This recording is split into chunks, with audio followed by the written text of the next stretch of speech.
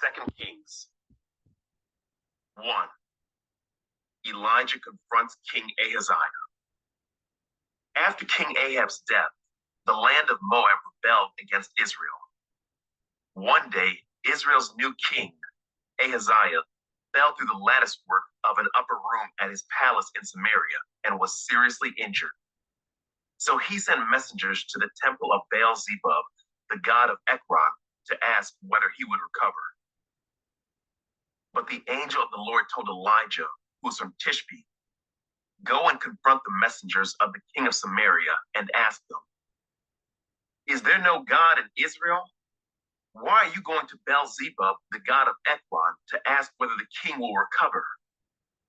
Now therefore, this is what the Lord says. You will never leave the bed you are lying on. You will surely die.' So Elijah went to deliver the message.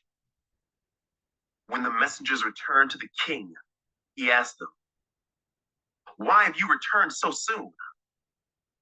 They replied, 'A man came up to us and told us to go back to the king and give him this message. This is what the Lord says. Is there no God in Israel? Why are you sending men to Baal-zebub, the god of Ekron, to ask whether you will recover? Therefore, because you have done this, you will never leave the bed you are lying on. You will surely die.' 'What sort of man was he?' the king demanded. 'What did he look like?' They replied, 'He was a hairy man, and he wore a leather belt around his waist.' 'Elijah from Tishbe,' the king exclaimed. Then he sent an army captain with 50 soldiers to arrest him. They found him sitting on top of a hill. The captain said to him, 'Man of God, the king has commanded you to come down with us.' But Elijah replied to the captain, 'If I am a man of God, let fire come down from heaven and destroy you and your 50 men. Then fire fell from heaven and killed them all. So the king sent another captain with 50 men. The captain said to him, 'Man of God, the king demands that you come down at once.' Elijah replied, 'If I am a man of God, let fire come down from heaven and destroy you and your 50 men. And again, the fire of God fell from heaven and killed them all. Once more, the king sent a third captain with 50 men. But this time, the captain went up the hill and fell to his knees before Elijah. He pleaded with him, 'O man of God, please spare my life and the lives of these, your 50 servants. See how the fire from heaven came down and destroyed the first two groups. But now please spare my life.' Then the angel of the Lord said to Elijah, 'Go down with him and don't be afraid of him.' So Elijah got up and went with him to the king. And Elijah said to the king, 'This is what the Lord says. Why did you send messengers to Baal-zebub, the god of Ekron, to ask whether you will recover? Is there no God in Israel to answer your question? Therefore, because you have done this, you will never leave the bed you are lying on. You will surely die.' So Ahaziah died, just as the Lord had promised through Elijah. Since Ahaziah did not have a son to succeed him, his brother Joram became the next king. This took place in the 2nd year of the reign of Jehoram, son of Jehoshaphat, king of Judah. The rest of the events in Ahaziah's reign and everything he did are recorded in the book of the history of the kings of Israel. 2. Elijah taken into heaven.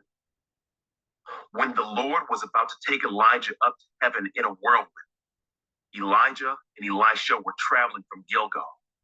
And Elijah said to Elisha, "Stay here, for the Lord has told me to go to Bethel." But Elisha replied, "As surely as the Lord lives and you yourself live, I will never leave you." So they went down together to Bethel.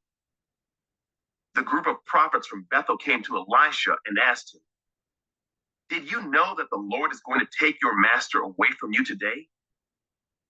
"Of course I know," Elisha answered, "but be quiet about it."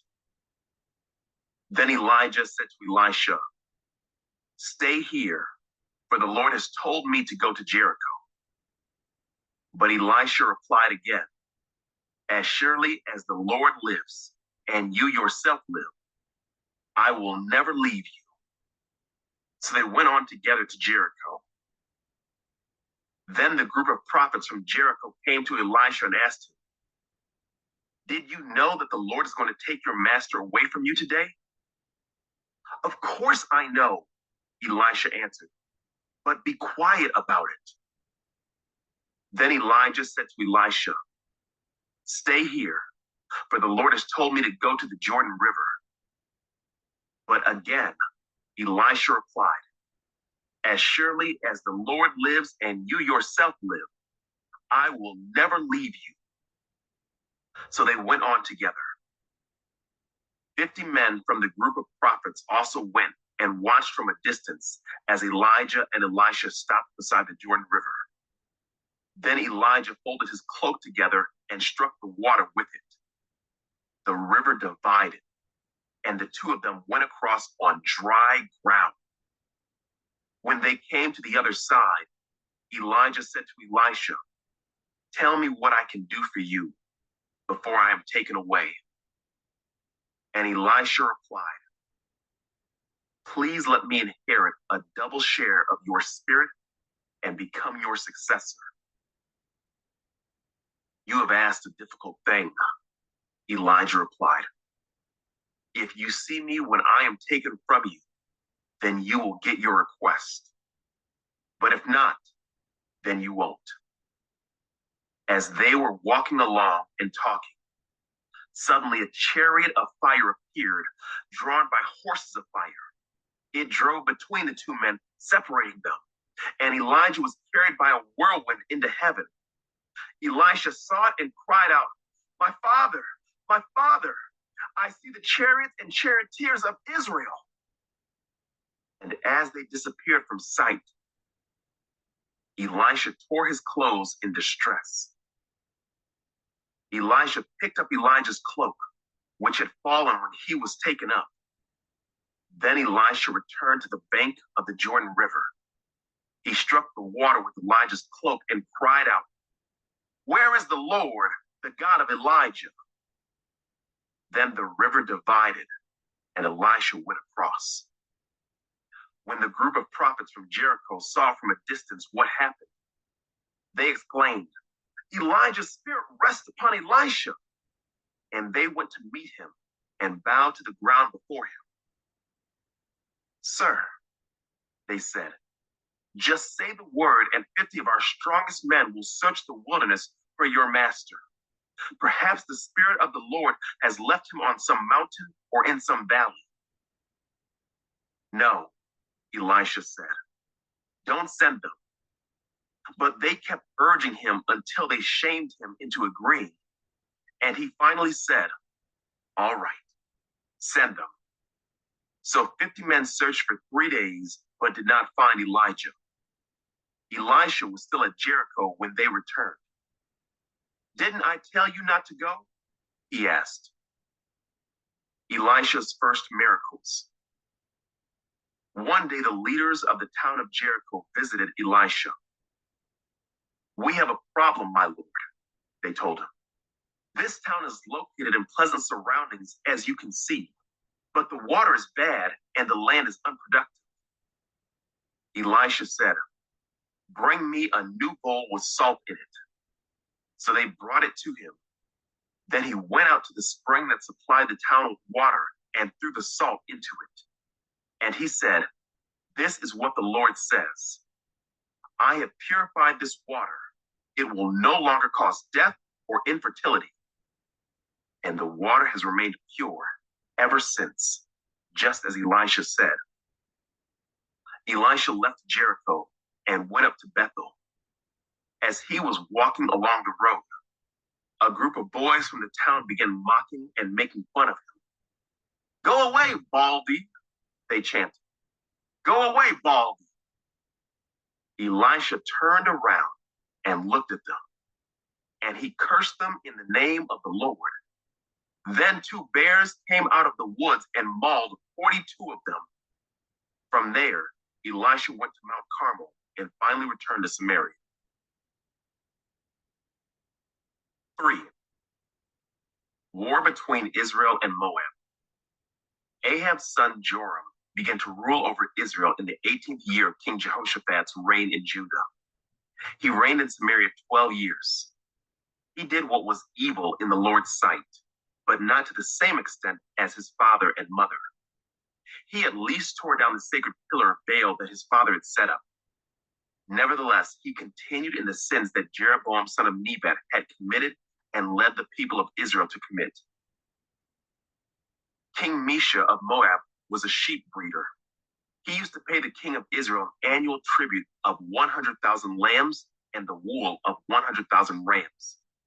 But after Ahab's death, the king of Moab rebelled against the king of Israel. So King Joram promptly mustered the army of Israel and marched from Samaria. On the way, he sent this message to King Jehoshaphat of Judah. "The king of Moab has rebelled against me. Will you join me in battle against him?" And Jehoshaphat replied, "Why, of course. You and I are as one. My troops are your troops, and my horses are your horses." Then Jehoshaphat asked, "What route will we take?" "We will attack from the wilderness of Edom," Joram replied. The king of Edom and his troops joined them, and all 3 armies traveled along a roundabout route through the wilderness for 7 days. But there was no water for the men or their animals. "What should we do?" the king of Israel cried out. "The Lord has brought the 3 of us here to let the king of Moab defeat us." But King Jehoshaphat of Judah asked, "Is there no prophet of the Lord with us? If there is, we can ask the Lord what to do through him." One of King Joram's officers replied, "Elisha, son of Shaphat, is here. He used to be Elijah's personal assistant." Jehoshaphat said, "Yes, the Lord speaks through him." So the king of Israel, King Jehoshaphat of Judah, and the king of Edom went to consult with Elisha. "Why are you coming to me?" Elisha asked the king of Israel. "Go to the pagan prophets of your father and mother." But King Joram of Israel said, "No, for it was the Lord who called us 3 kings here, only to be defeated by the king of Moab."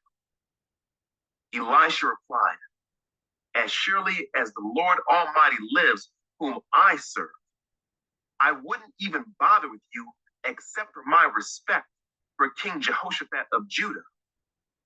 Now bring me someone who can play the harp." While the harp was being played, the power of the Lord came upon Elisha, and he said, "This is what the Lord says. This dry valley will be filled with pools of water. You will see neither wind nor rain, says the Lord, but this valley will be filled with water. You will have plenty for yourselves and your cattle and other animals. But this is only a simple thing for the Lord, for he will make you victorious over the army of Moab. You will conquer the best of their towns, even the fortified ones. You will cut down all their good trees, stop up all their springs, and ruin all their good land with stones." The next day, at about the time when the morning sacrifice was offered, water suddenly appeared. It was flowing from the direction of Edom, and soon there was water everywhere. Meanwhile, when the people of Moab heard about the 3 armies marching against them, they mobilized every man who was old enough to strap on a sword, and they stationed themselves along their border. But when they got up the next morning, the sun was shining across the water, making it appear red to the Moabites like blood. "It's blood," the Moabites exclaimed. "The three armies must have attacked and killed each other. Let's go, men of Moab, and collect the plunder." But when the Moabites arrived at the Israelite camp, the army of Israel rushed out and attacked them until they turned and ran. The army of Israel chased them into the land of Moab, destroying everything as they went. They destroyed the towns, covered their good land with stones, stopped up all the springs, and cut down all the good trees. Finally, only Kir Hareseth and its stone walls were left, but men with slings surrounded and attacked it. When the king of Moab saw that he was losing the battle, he led 700 of his swordsmen in a desperate attempt to break through the enemy lines near the king of Edom, but they failed. Then the king of Moab took his oldest son, who would have been the next king, and sacrificed him as a burnt offering on the wall. So there was great anger against Israel, and the Israelites withdrew and returned to their own land. 4. Elisha helps a poor widow. One day, the widow of a member of the group of prophets came to Elisha and cried out, "My husband who served you is dead, and you know how he feared the Lord. But now a creditor has come threatening to take my 2 sons as slaves." "What can I do to help you?" Elisha asked. "Tell me, what do you have in the house?" "Nothing at all, except a flask of olive oil," she replied.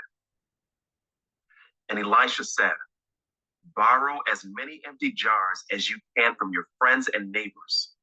Then go into your house with your sons and shut the door behind you. Pour olive oil from your flask into the jars, setting each one aside when it is filled." So she did as she was told. Her sons kept bringing jars to her, and she filled one after another. Soon every container was full to the brim. "Bring me another jar," she said to one of her sons. "There aren't any more," he told her, and then the olive oil stopped flowing. When she told the man of God what had happened, he said to her, "Now sell the olive oil and pay your debts, and you and your sons can live on what is left over." Elisha and the woman from Shunammite. One day Elisha went to the town of Shunammite. A wealthy woman lived there, and she urged him to come to her home for a meal. After that, whenever he passed that way, he would stop there for something to eat. She said to her husband, "I am sure this man who stops in from time to time is a holy man of God. Let's build a small room for him on the roof and furnish it with a bed, a table, a chair, and a lamp. Then he will have a place to stay whenever he comes by." One day, Elisha returned to Shunammite, and he went up to this upper room to rest. He said to his servant Gehazi, "Tell the woman from Shunammite, I want to speak to her." When she appeared, Elisha said to Gehazi, "Tell her, we appreciate the kind concern you have shown us. What can we do for you? Can we put in a good word for you to the king or to the commander of the army?" "No," she replied. "My family takes good care of me." Later, Elisha asked Gehazi, "What can we do for her?" Gehazi replied, "She doesn't have a son, and her husband is an old man." "Call her back again," Elisha told him. When the woman returned, Elisha said to her as she stood in the doorway, "Next year at this time, you will be holding a son in your arms." "No, my Lord," she cried. "Oh, man of God, don't deceive me and get my hopes up like that." But sure enough, the woman soon became pregnant, and at that time the following year, she had a son, just as Elisha had said. One day, when her child was older, he went out to help his father, who was working with the harvesters. Suddenly he cried out, "My head hurts! My head hurts!" His father said to one of the servants, Carry him home to his mother." So the servant took him home, and his mother held him on her lap. But around noontime, he died. She carried him up and laid him on the bed of the man of God, then shut the door and left him there. She sent a message to her husband: "Send one of the servants and a donkey so that I can hurry to the man of God and come right back." "Why go today?" he asked. "It is neither a new moon festival nor a Sabbath." But she said, "It will be all right." So she saddled the donkey and said to the servant, "Hurry, don't slow down unless I tell you to." As she approached the man of God at Mount Carmel, Elisha saw her in the distance. He said to Gehazi, "Look, the woman from Shunammite is coming. Run out to meet her and ask her, 'Is everything all right with you, your husband, and your child?'" "Yes," the woman told Gehazi, "everything is fine." But when she came to the man of God at the mountain, she fell to the ground before him and caught hold of his feet. Gehazi began to push her away, but the man of God said, "Leave her alone. She is deeply troubled, but the Lord has not told me what it is." Then she said, "Did I ask you for a son, my Lord? And didn't I say, 'Don't deceive me and get my hopes up'?" Then Elisha said to Gehazi, "Get ready to travel. Take my staff and go. Don't talk to anyone along the way. Go quickly and lay the staff on the child's face." But the boy's mother said, "As surely as the Lord lives and you yourself live, I won't go home unless you go with me." So Elisha returned with her. Gehazi hurried on ahead and laid the staff on the child's face, but nothing happened. There was no sign of life. He returned to meet Elisha and told him, "The child is still dead." When Elisha arrived, the child was indeed dead, lying there on the prophet's bed. He went in alone and shut the door behind him and prayed to the Lord. Then he lay down on the child's body, placing his mouth on the child's mouth, his eyes on the child's eyes, and his hands on the child's hands. And as he stretched out on him, the child's body began to grow warm again. Elisha got up, walked back and forth across the room once. Then he stretched himself out again on the child. This time, the boy sneezed 7 times and opened his eyes. Then Elisha summoned Gehazi. "Call the child's mother," he said. And when she came in, Elisha said, "Here, take your son." She fell at his feet and bowed before him, overwhelmed with gratitude. Then she took her son in her arms and carried him downstairs. Miracles during a famine. Elisha now returned to Gilgal, and there was a famine in the land. One day, as the group of prophets was seated before him, he said to his servant, "Put a large pot on the fire and make some stew for the rest of the group." One of the young men went out into the field to gather herbs and came back with a pocket full of wild gourds. He shredded them and put them into the pot without realizing they were poisonous. Some of the stew was served to the men, but after they had eaten a bite or two, they cried out, "Man of God, there's poison in this stew." So they would not eat it. Elisha said, "Bring me some flour." Then he threw it into the pot and said, "Now it's all right. Go ahead and eat." And then it did not harm them. One day, a man from Baal Shalisha brought the man of God a sack of fresh grain and 20 loaves of barley bread made from the first grain of his harvest. Elisha said, "Give it to the people so they can eat." "What?" his servant exclaimed. "Feed 100 people with only this?" But Elisha repeated, "Give it to the people so they can eat. For this is what the Lord says, everyone will eat, and there will even be some left over." And when they gave it to the people, there was plenty for all, and some left over, just as the Lord had promised. 5. The healing of Naaman. The king of Aram had great admiration for Naaman, the commander of his army, because through him the Lord had given Aram great victories. But though Naaman was a mighty warrior, he suffered from leprosy. At this time, Aramean raiders had invaded the land of Israel, and among their captives was a young girl who had been given to Naaman's wife as a maid. One day the girl said to her mistress, "I wish my master would go to see the prophet in Samaria. He would heal him of his leprosy." So Naaman told the king what the young girl from Israel had said. "Go and visit the prophet," the king of Aram told him. "I will send a letter of introduction for you to take to the king of Israel." So Naaman started out carrying as gifts 750 pounds of silver, 150 pounds of gold, and 10 sets of clothing. The letter to the king of Israel said, "With this letter, I present my servant Naaman. I want you to heal him of his leprosy."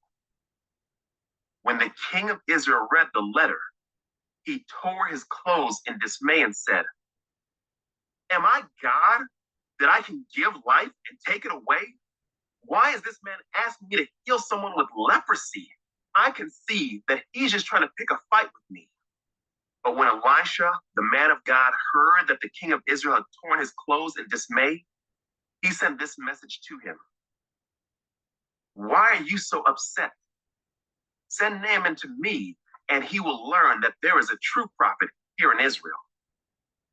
So Naaman went with his horses and chariots and waited at the door of Elisha's house. But Elisha sent a messenger out to him with this message: "Go and wash yourself 7 times in the Jordan River. Then your skin will be restored, and you will be healed of your leprosy." But Naaman became angry and stalked away. "I thought he would certainly come out to meet me," he said. "I expected him to wave his hand over the leprosy and call on the name of the Lord his God and heal me. Aren't the rivers of Damascus, the Abana, and the Pharpar better than any of the rivers of Israel? Why shouldn't I wash in them and be healed?" So Naaman turned and went away in a rage. But his officers tried to reason with him and said, "Sir, if the prophet had told you to do something very difficult, wouldn't you have done it? So you should certainly obey him when he says simply, 'Go and wash and be cured.'" So Naaman went down to the Jordan River and dipped himself 7 times, as the man of God had instructed him. And his skin became as healthy as the skin of a young child, and he was healed. Then Naaman and his entire party went back to find the man of God. They stood before him, and Naaman said, "Now I know that there is no God in all the world except in Israel. So please accept a gift from your servant." But Elisha replied, "As surely as the Lord lives, whom I serve, I will not accept any gifts." And though Naaman urged him to take the gift, Elisha refused. Then Naaman said, "All right, but please allow me to load 2 of my mules with earth from this place, and I will take it back home with me. From now on, I will never again offer burnt offerings or sacrifices to any other god except the Lord. However, may the Lord pardon me in this one thing. When my master the king goes into the temple of the god Rimmon to worship there and leans on my arm, may the Lord pardon me when I bow too."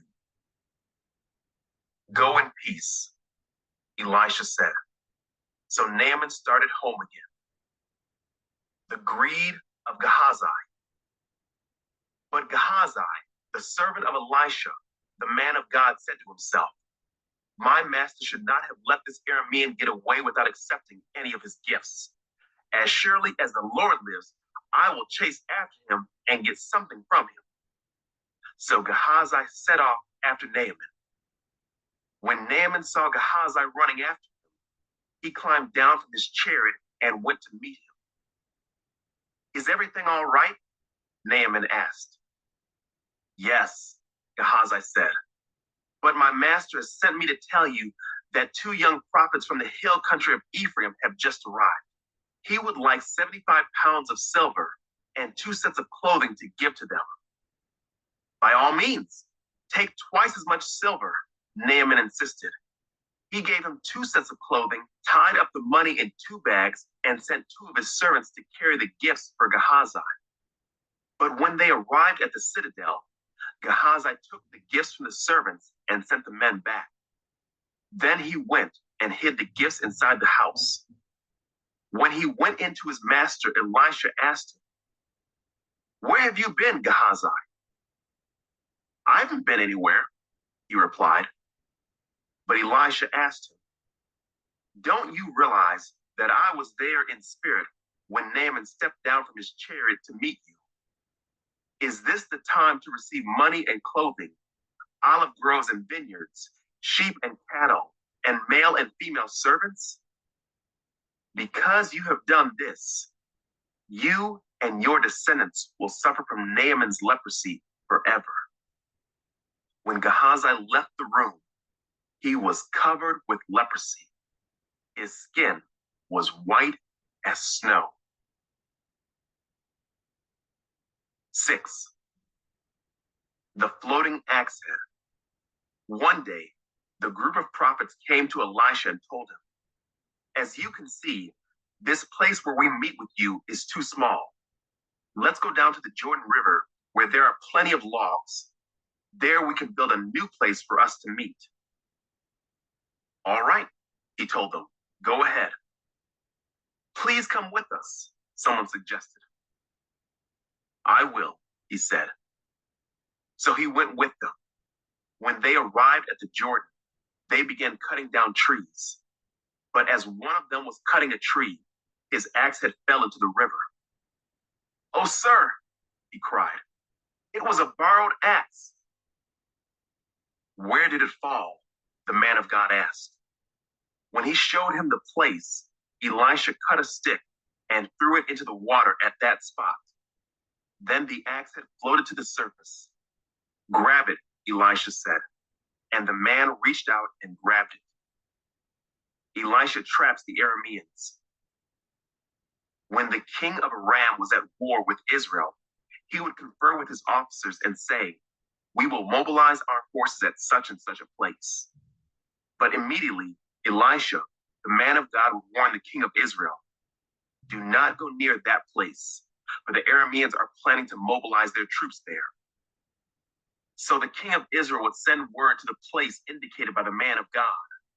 Time and again, Elisha warned the king so that he would be on the alert there.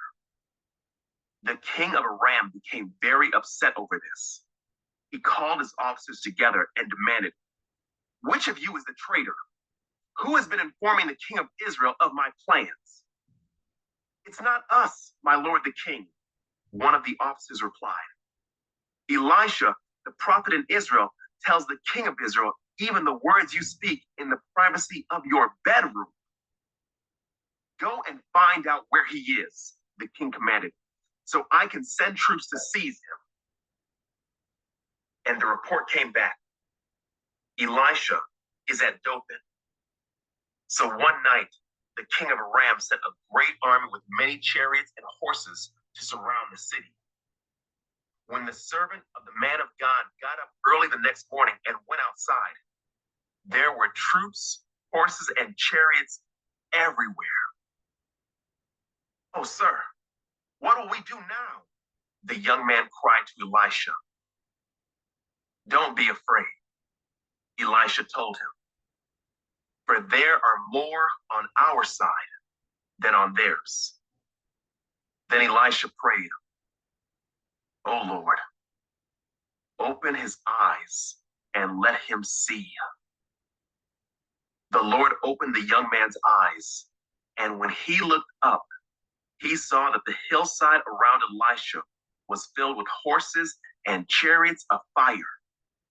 As the Aramean army advanced toward him, Elisha prayed, "O Lord, please make them blind." So the Lord struck them with blindness as Elisha had asked. Then Elisha went out and told them, "You have come the wrong way.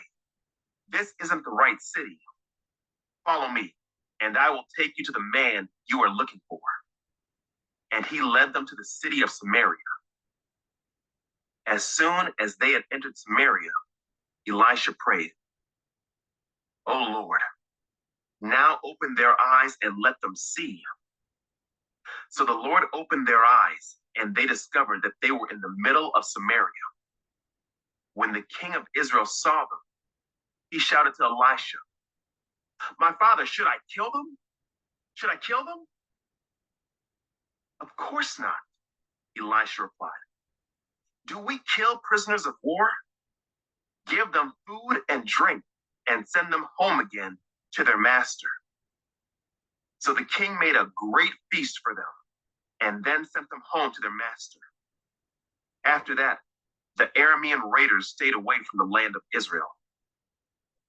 Ben-Hadad besieges Samaria. Sometime later, however, King Ben-Hadad of Aram mustered his entire army and besieged Samaria. As a result, there was a great famine in the city. The siege lasted so long that a donkey's head sold for 80 pieces of silver, and a cup of dove's dung sold for 5 pieces of silver.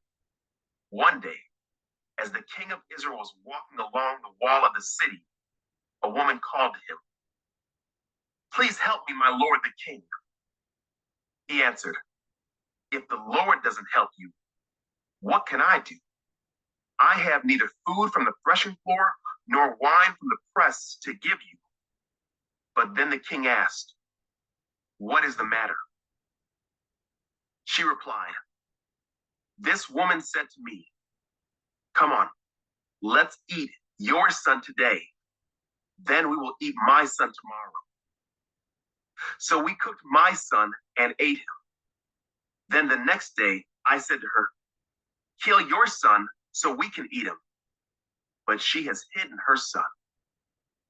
When the king heard this, he tore his clothes in despair. And as the king walked along the wall, the people could see that he was wearing burlap under his robe next to his skin.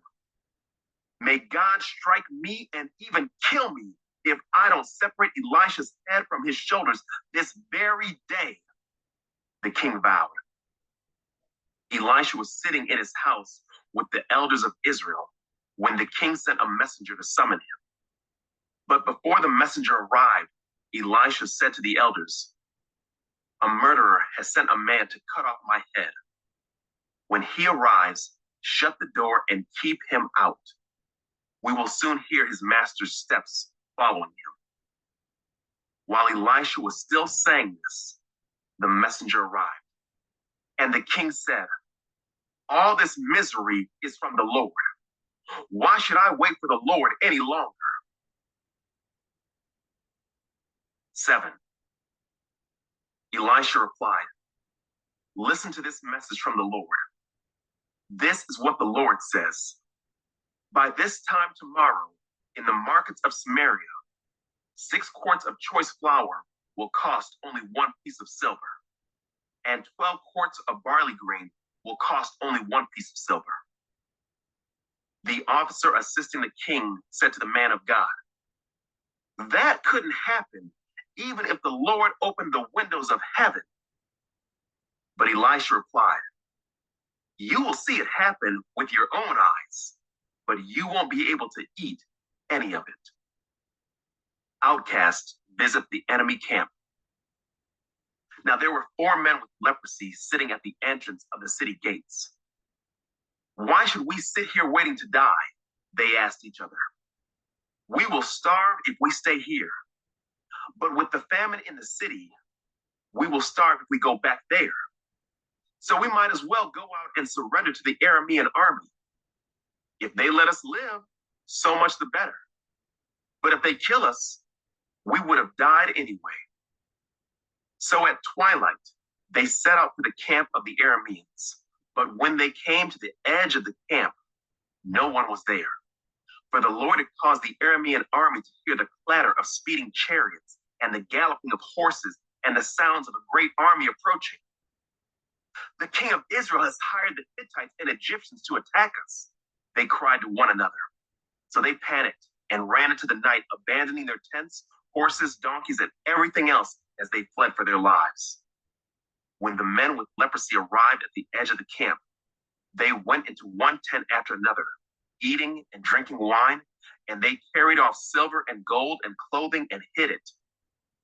Finally, they said to each other, "This is not right. This is a day of good news, and we aren't sharing it with anyone. If we wait until morning, some calamity will certainly fall upon us. Come on, let's go back and tell the people at the palace."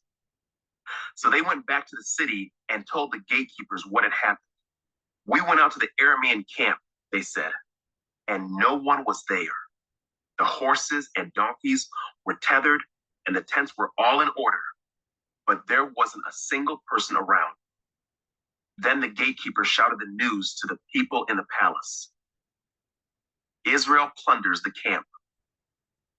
The king got out of bed in the middle of the night and told his officers, "I know what has happened. The Arameans know we are starving, so they have left their camp and have hidden in the fields. They are expecting us to leave the city, and then they will take us alive and capture the city."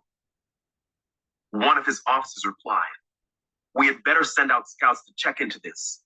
Let them take 5 of the remaining horses. If something happens to them, it will be no worse than if they stay here and die with the rest of us." So 2 chariots with horses were prepared, and the king sent scouts to see what had happened to the Aramean army. They went all the way to the Jordan River, following a trail of clothing and equipment that the Arameans had thrown away in their mad rush to escape. The scouts returned and told the king about it.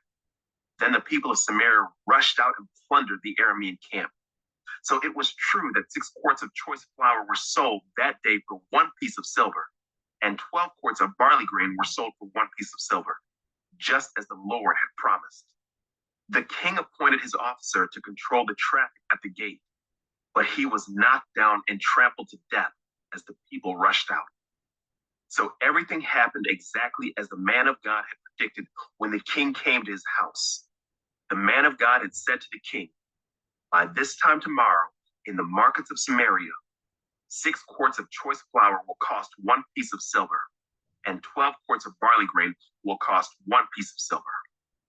The king's officer had replied, "That couldn't happen even if the Lord opened the windows of heaven." And the man of God had said, "You will see it happen with your own eyes, but you won't be able to eat any of it." And so it was, for the people trampled him to death at the gate. 8. The woman from Shunammite returns home. Elisha told the woman whose son he had brought back to life, "Take your family and move to some other place, for the Lord has called for a famine on Israel that will last for 7 years." So the woman did as the man of God instructed. She took her family and settled in the land of the Philistines for 7 years.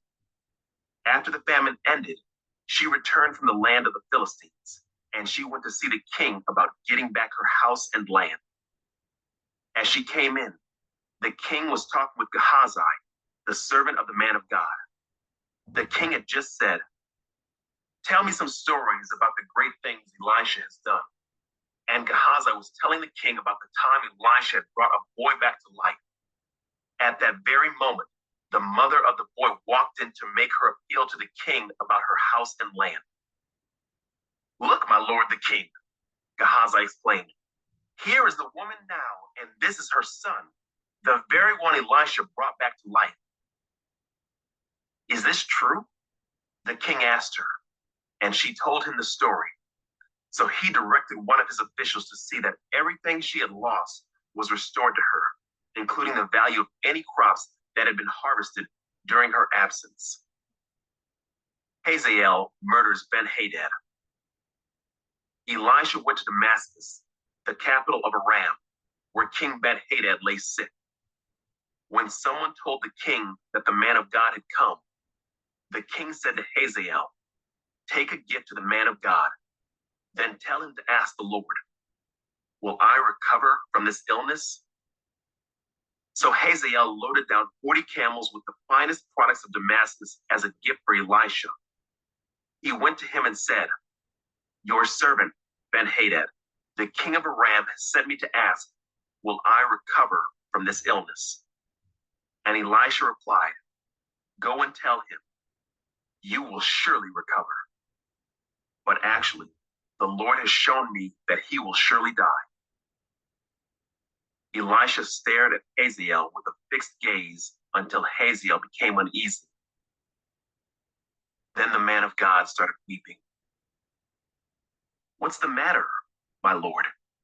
Hazael asked him. Elisha replied, "I know the terrible things you will do to the people of Israel.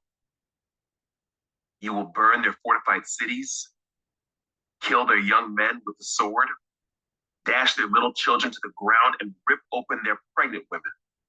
Hazael responded, "How could a nobody like me ever accomplish such great things?" Elisha answered, "The Lord has shown me that you are going to be the king of Aram." When Hazael left Elisha and went back, the king asked him, "What did Elisha tell you?" And Hazael replied, "He told me that you will surely recover." But the next day, Hazael took a blanket, soaked it in water, and held it over the king's face until he died. Then Hazael became the next king of Aram. Jehoram rules in Judah. Jehoram, son of King Jehoshaphat of Judah, began to rule over Judah in the 5th year of the reign of Joram, son of Ahab, king of Israel. Jehoram was 32 years old when he became king, and he reigned in Jerusalem 8 years. But Jehoram followed the example of the kings of Israel and was as wicked as King Ahab, for he had married one of Ahab's daughters. So Jehoram did what was evil in the Lord's sight. But the Lord did not want to destroy Judah, for he had promised his servant David that his descendants would continue to rule, shining like a lamp forever. During Jehoram's reign, the Edomites revolted against Judah and crowned their own king. So Jehoram went with all his chariots to attack the town of Zair. The Edomites surrounded him and his chariot commanders, but he went out at night and attacked them under cover of darkness. But Jehoram's army deserted him and fled to their homes. So Edom has been independent from Judah to this day. The town of Libnah also revolted about that same time. The rest of the events in Jehoram's reign and everything he did are recorded in the book of the history of the kings of Judah. When Jehoram died, he was buried with his ancestors in the city of David. Then his son, Ahaziah, became the next king. Ahaziah rules in Judah. Ahaziah, son of Jehoram, began to rule over Judah in the 12th year of the reign of Joram, son of Ahab, king of Israel. Ahaziah was 22 years old when he became king, and he reigned in Jerusalem 1 year. His mother was Athaliah, a granddaughter of King Omri of Israel. Ahaziah followed the evil example of King Ahab's family. He did what was evil in the Lord's sight, just as Ahab's family had done, for he was related by marriage to the family of Ahab. Ahaziah joined Joram, son of Ahab, in his war against King Hazael of Aram at Ramoth-Gilead. When the Arameans wounded King Joram in the battle, he returned to Jezreel to recover from the wounds he had received at Ramoth. Because Joram was wounded, King Ahaziah of Judah went to Jezreel to visit him. 9. Jehu anointed king of Israel. Meanwhile, Elisha, the prophet, had summoned a member of the group of prophets. "Get ready to travel," he told him, "and take this flask of olive oil with you. Go to Ramoth-Gilead and find Jehu, son of Jehoshaphat, son of Nimshi. Call him into a private room away from his friends and pour the oil over his head. Say to him, 'This is what the Lord says. I anoint you to be the king over Israel.' Then open the door and run for your life." So the young prophet did as he was told and went to Ramoth Gilead. When he arrived there, he found Jehu sitting around with the other army officers. "I have a message for you, commander," he said. "For which one of us?" Jehu asked. "For you, commander," he replied. So Jehu left the others and went into the house. Then the young prophet poured the oil over Jehu's head and said, "This is what the Lord, the God of Israel, says. I anoint you king over the Lord's people, Israel. You are to destroy the family of Ahab, your master. In this way, I will avenge the murder of my prophets and all the Lord's servants who were killed by Jezebel. The entire family of Ahab must be wiped out. I will destroy every one of his male descendants, slave and free alike, anywhere in Israel. I will destroy the family of Ahab as I destroyed the families of Jeroboam, son of Nebat, and of Baasha, son of Ahijah. Dogs will eat Ahab's wife Jezebel at the plot of land in Jezreel, and no one will bury her." Then the young prophet opened the door and ran. Jehu went back to his fellow officers, and one of them asked him, "What did that madman want? Is everything all right?" "You know how a man like that babbles on," Jehu replied. "You're hiding something," they said. "Tell us." So Jehu told them. He said to me, "This is what the Lord says. I have anointed you to be king over Israel." Then they quickly spread out their cloaks on the bare steps and blew the ram's horn, shouting, "Jehu is king." Jehu kills Joram and Ahaziah. So Jehu, son of Jehoshaphat, son of Nimshi, led a conspiracy against King Joram. Now Joram had been with the army at Ramoth Gilead, defending Israel against the forces of King Hazael of Aram. But King Joram was wounded in the fighting and returned to Jezreel to recover from his wounds. So Jehu told the men with him, "If you want me to be king, don't let anyone leave town and go to Jezreel to report what we have done." Then Jehu got into a chariot and rode to Jezreel to find King Joram, who was lying there wounded. King Ahaziah of Judah was there too, for he had gone to visit him. The watchman on the tower of Jezreel saw Jehu and his company approaching, so he shouted to Joram, "I see a company of troops coming. Send out a rider to ask if they are coming in peace," King Joram ordered. So a horseman went out to meet Jehu and said, "The king wants to know if you are coming in peace." Jehu replied, "What do you know about peace? Fall in behind me." The watchman called out to the king, "The messenger has met them, but he's not returning." So the king sent out a second horseman. He rode up to them and said, "The king wants to know if you come in peace." Again, Jehu answered, "What do you know about peace? Fall in behind me." The watchman exclaimed, "The messenger has met them, but he isn't returning either. It must be Jehu, son of Nimshi, for he's driving like a madman." "Quick, get my chariot ready," King Joram commanded. Then King Joram of Israel and King Ahaziah of Judah rode out in their chariots to meet Jehu. They met him at the plot of land that had belonged to Naboth of Jezreel. King Joram demanded, "Do you come in peace, Jehu?" Jehu replied, "How can there be peace as long as the idolatry and witchcraft of your mother Jezebel are all around us?" Then King Joram turned the horses around and fled, shouting to King Ahaziah, "Treason, Ahaziah!" But Jehu drew his bow and shot Joram between the shoulders.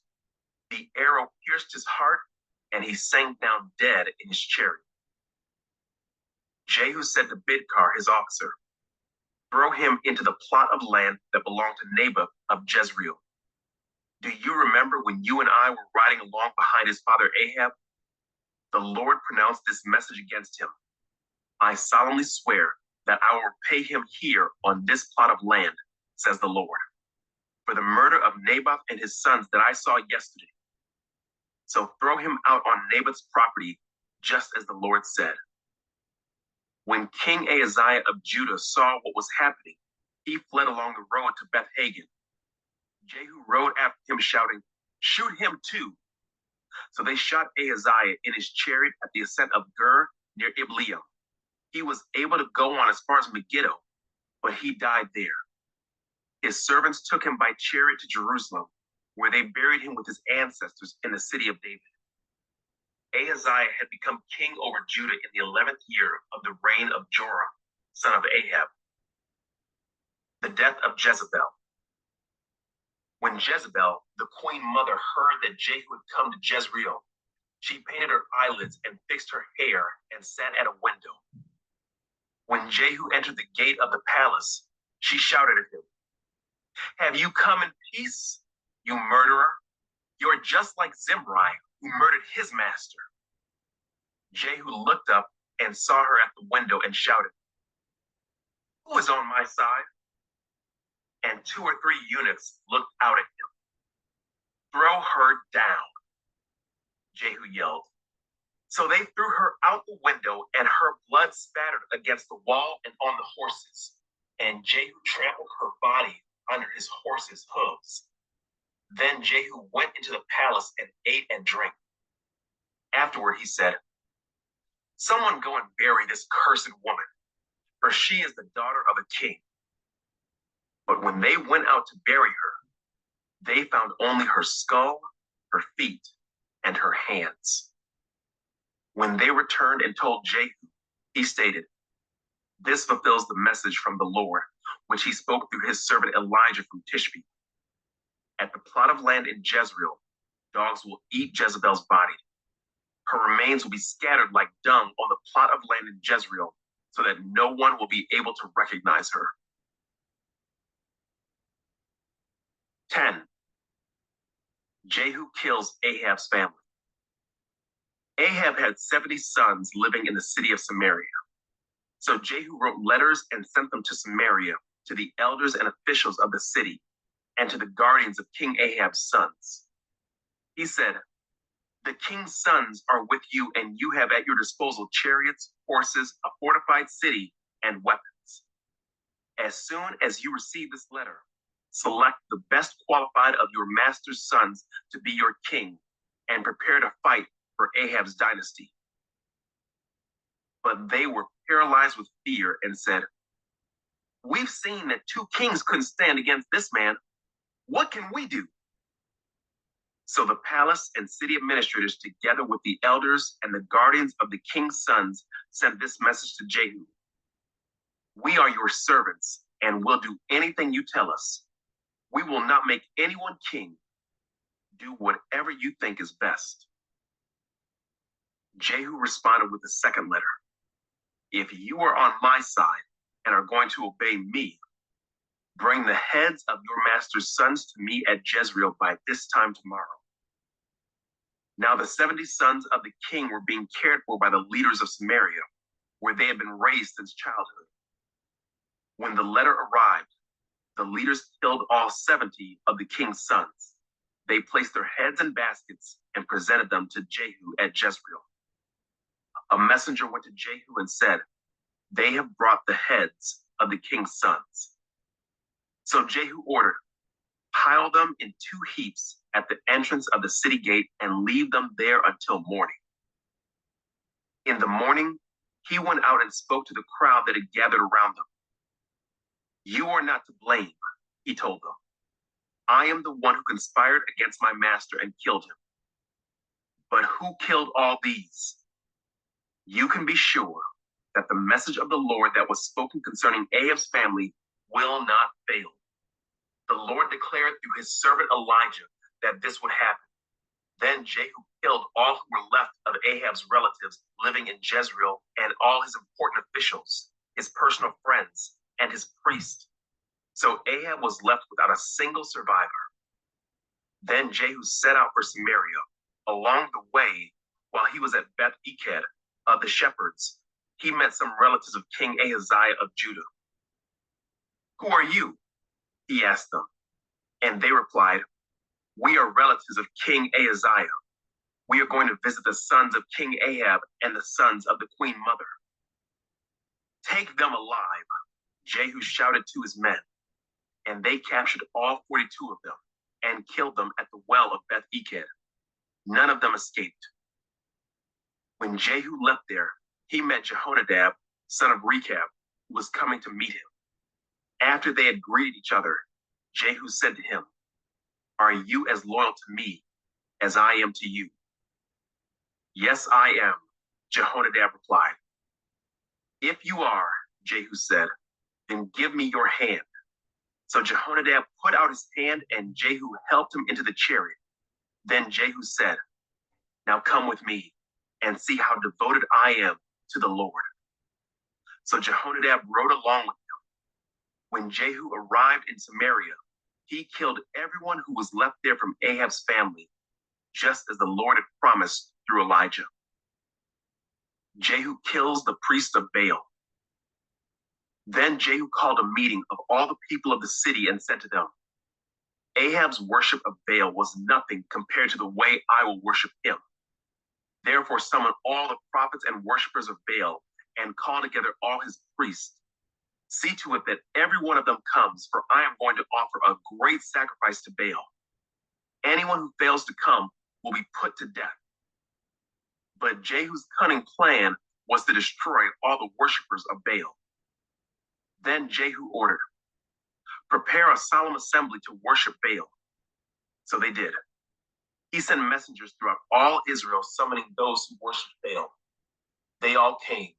Not a single one remained behind. And they filled the temple of Baal from one end to the other. And Jehu instructed the keeper of the wardrobe, "Be sure that every worshiper of Baal wears one of these robes." So robes were given to them. Then Jehu went into the temple of Baal with Jehonadab, son of Rechab. Jehu said to the worshippers of Baal, "Make sure no one who worships the Lord is here. Only those who worship Baal." So they were all inside the temple to offer sacrifices and burnt offerings. Now Jehu had stationed 80 of his men outside the building and had warned them, "If you let anyone escape, you will pay for it with your own life."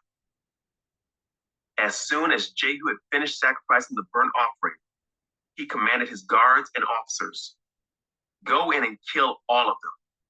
Don't let a single one escape." So they killed them all with their swords, and the guards and officers dragged their bodies outside. Then Jehu's men went into the innermost fortress of the temple of Baal. They dragged out the sacred pillar used in the worship of Baal and burned it. They smashed the sacred pillar and wrecked the temple of Baal, converting it into a public toilet, as it remains to this day. In this way, Jehu destroyed every trace of Baal worship from Israel. He did not, however, destroy the gold calves at Bethel and Dan, with which Jeroboam, son of Nebat, had caused Israel to sin. Nonetheless, the Lord said to Jehu, "You have done well in following my instructions to destroy the family of Ahab. Therefore, your descendants will be kings of Israel down to the 4th generation." But Jehu did not obey the law of the Lord, the God of Israel, with all his heart. He refused to turn from the sins that Jeroboam had led Israel to commit. The death of Jehu. At about that time, the Lord began to cut down the size of Israel's territory. King Hazael conquered several sections of the country east of the Jordan River, including all of Gilead, Gad, Reuben, and Manasseh. He conquered the area from the town of Aroer by the Arnon Gorge to as far north as Gilead and Bashan. The rest of the events in Jehu's reign, everything he did and all his achievements, are recorded in the book of the history of the kings of Israel. When Jehu died, he was buried in Samaria. Then his son, Jehoahaz, became the next king. In all, Jehu reigned over Israel from Samaria for 28 years. 11. Queen Athaliah rules in Judah. When Athaliah, the mother of King Ahaziah of Judah, learned that her son was dead, she began to destroy the rest of the royal family. But Ahaziah's sister, Jehosheba, the daughter of King Jehoram, took Ahaziah's infant son Joash and stole him away from among the rest of the king's children who were about to be killed. She put Joash and his nurse in a bedroom, and they hid him from Athaliah, so the child was not murdered. Joash remained hidden in the temple of the Lord for 6 years, while Athaliah ruled over the land. Revolt against Athaliah. In the 7th year of Athaliah's reign, Jehoiada, the priest, summoned the commanders, the Karaite mercenaries, and the palace guards to come to the temple of the Lord. He made a solemn pact with them and made them swear an oath of loyalty there in the Lord's temple. Then he showed them the king's son. Jehoiada told them, "This is what you must do. A third of you who are on duty on the Sabbath are to guard the royal palace itself. Another third of you are to stand guard at the Sur gate, and the final third must stand guard behind the palace guard. These 3 groups will all guard the palace. The other 2 units who are off duty on the Sabbath must stand guard for the king at the Lord's temple. Form a bodyguard around the king and keep your weapons in hand. Kill anyone who tries to break through. Stay with the king wherever he goes." So the commanders did everything as Jehoiada the priest ordered. The commanders took charge of the men reporting for duty that Sabbath, as well as those who were going off duty. They brought them all to Jehoiada the priest, and he supplied them with the spears and small shields that had once belonged to King David and were stored in the temple of the Lord. The palace guards stationed themselves around the king with their weapons ready. They formed a line from the south side of the temple around to the north side and all around the altar. Then Jehoiada brought out Joash, the king's son, placed the crown on his head, and presented him with a copy of God's laws. They anointed him and proclaimed him king, and everyone clapped their hands and shouted, "Long live the king!" The death of Athaliah. When Athaliah heard the noise made by the palace guards and the people, she hurried to the Lord's temple to see what was happening.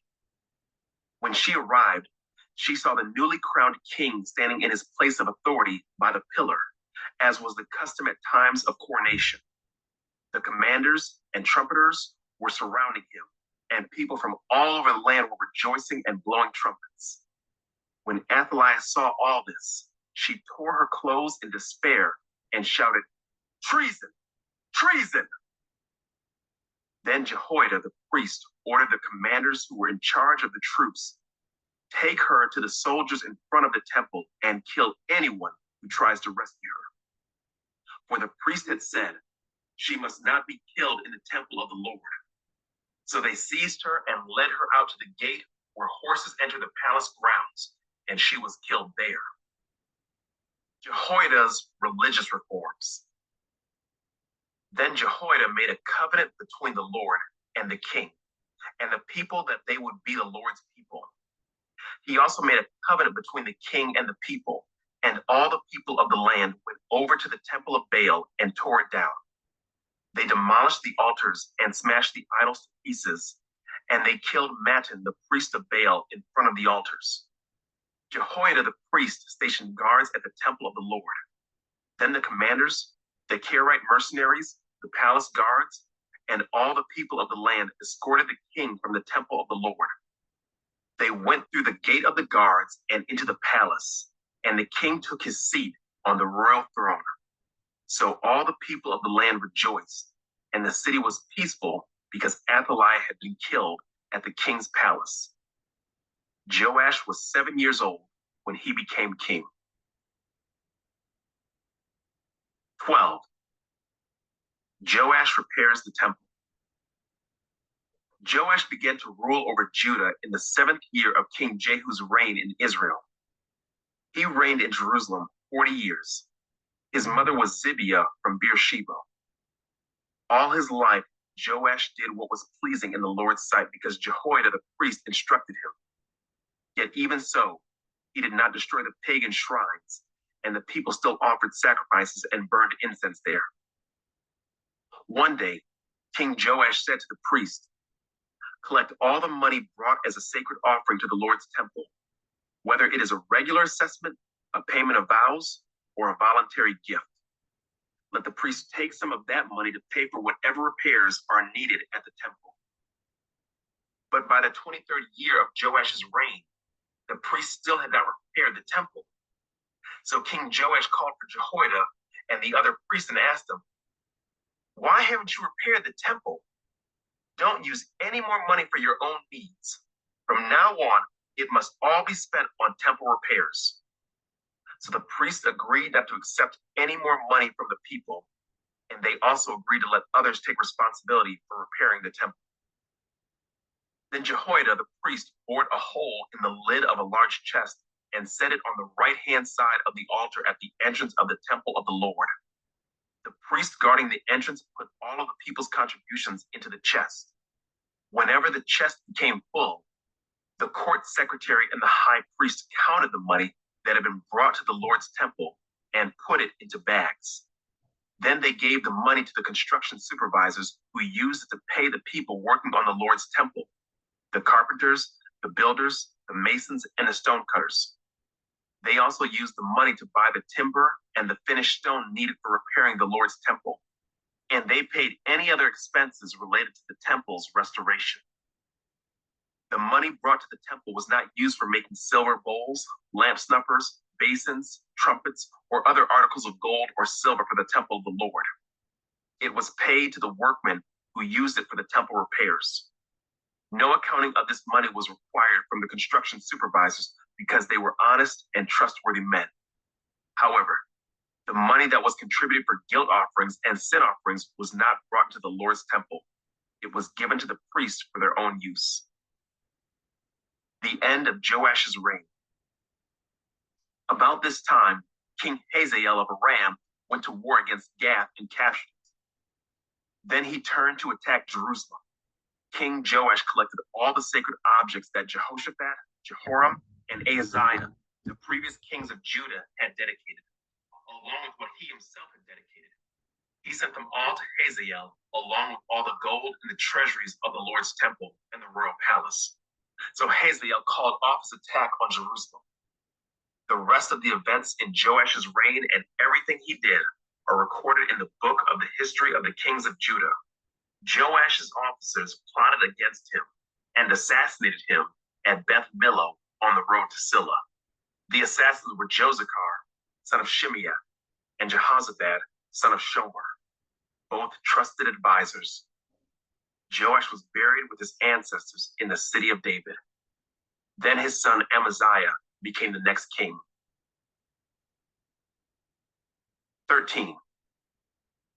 Jehoahaz rules in Israel. Jehoahaz, son of Jehu, began to rule over Israel in the 23rd year of King Joash's reign in Judah. He reigned in Samaria 17 years. But he did what was evil in the Lord's sight. He followed the example of Jeroboam, son of Nebat, continuing the sins that Jeroboam had led Israel to commit. So the Lord was very angry with Israel, and he allowed King Hazael of Aram and his son Ben-Hadad to defeat them repeatedly.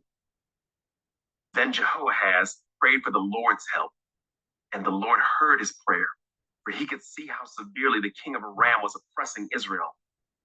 So the Lord provided someone to rescue the Israelites from the tyranny of the Arameans. Then Israel lived in safety again, as they had in former days.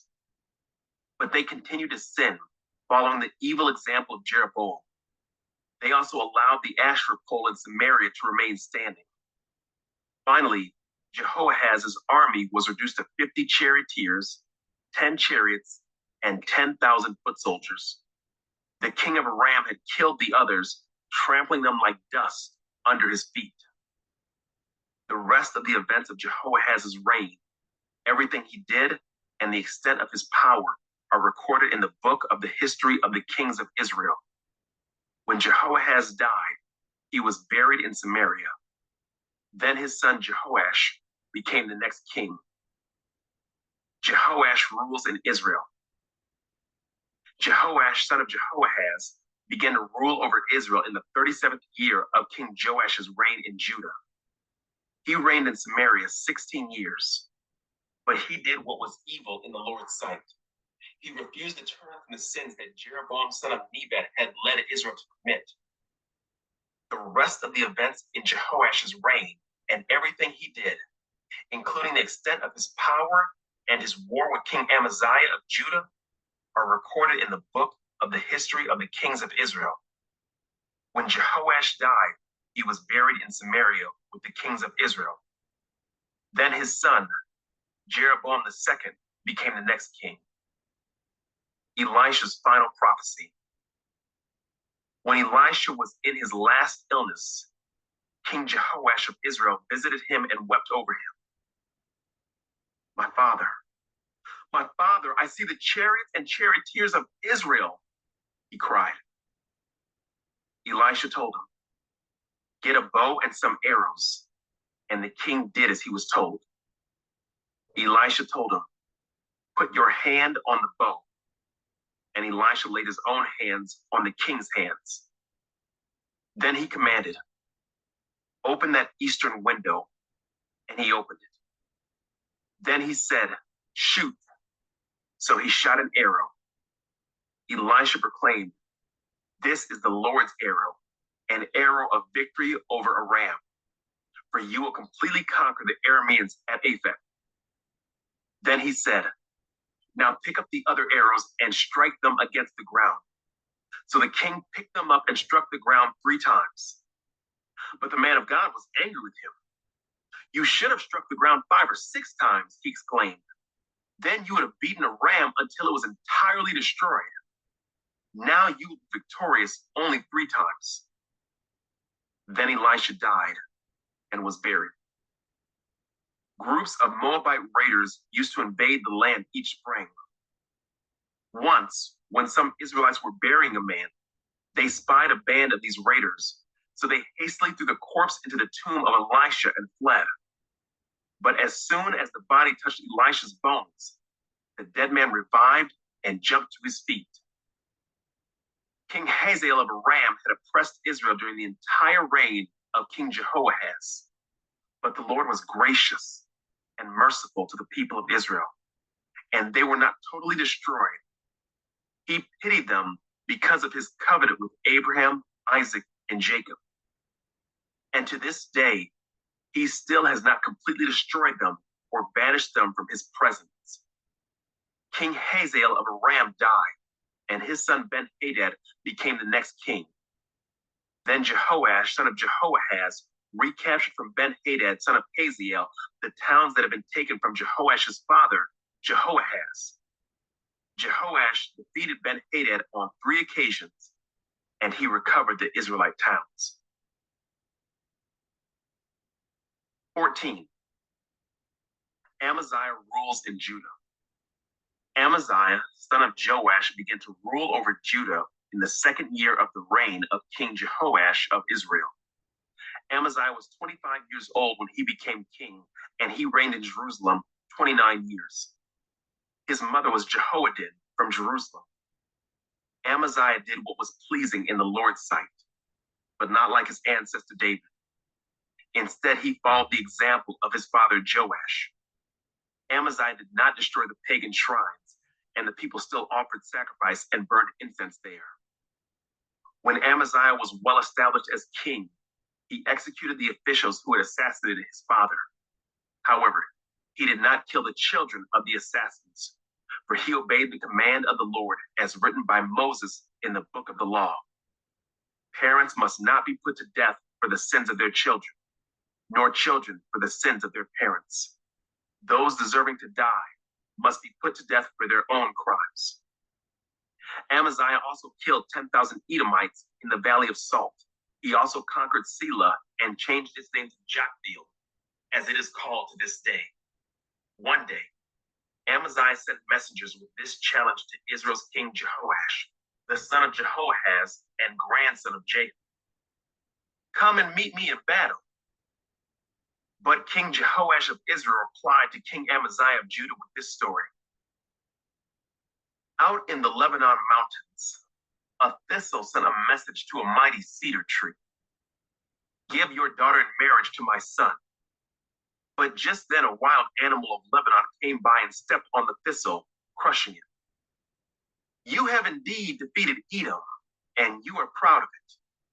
But be content with your victory and stay at home. Why stir up trouble that will only bring disaster on you and the people of Judah? But Amaziah refused to listen. So King Jehoash of Israel mobilized his army against King Amaziah of Judah. The two armies drew up their battle lines at Beth Shemesh in Judah. Judah was routed by the army of Israel, and its army scattered and fled for home. King Jehoash of Israel captured Judah's king Amaziah, son of Joash, and grandson of Ahaziah at Beth Shemesh. Then he marched to Jerusalem, where he demolished 600 feet of Jerusalem's wall, from the Ephraim gate to the corner gate. He carried off all the gold and silver and all the articles from the temple of the Lord. He also seized the treasures from the royal palace, along with hostages, and then returned to Samaria. The rest of the events in Jehoash's reign and everything he did, including the extent of his power and his war with King Amaziah of Judah, are recorded in the book of the history of the kings of Israel. When Jehoash died, he was buried in Samaria with the kings of Israel, and his son Jeroboam II became the next king.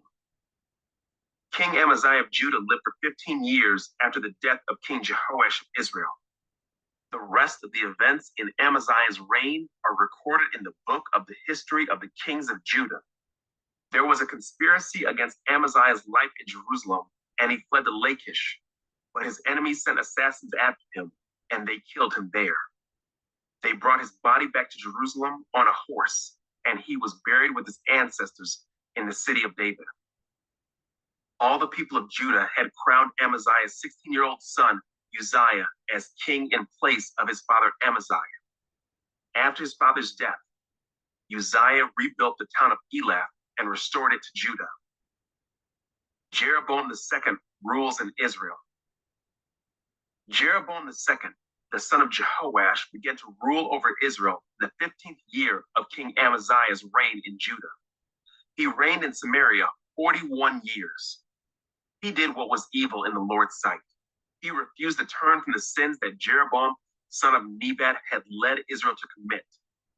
Jeroboam II recovered the territories of Israel between Lebo-Hamath and the Dead Sea, just as the Lord, the God of Israel, had promised through Jonah, son of Amittai, the prophet from Gath-Hepher.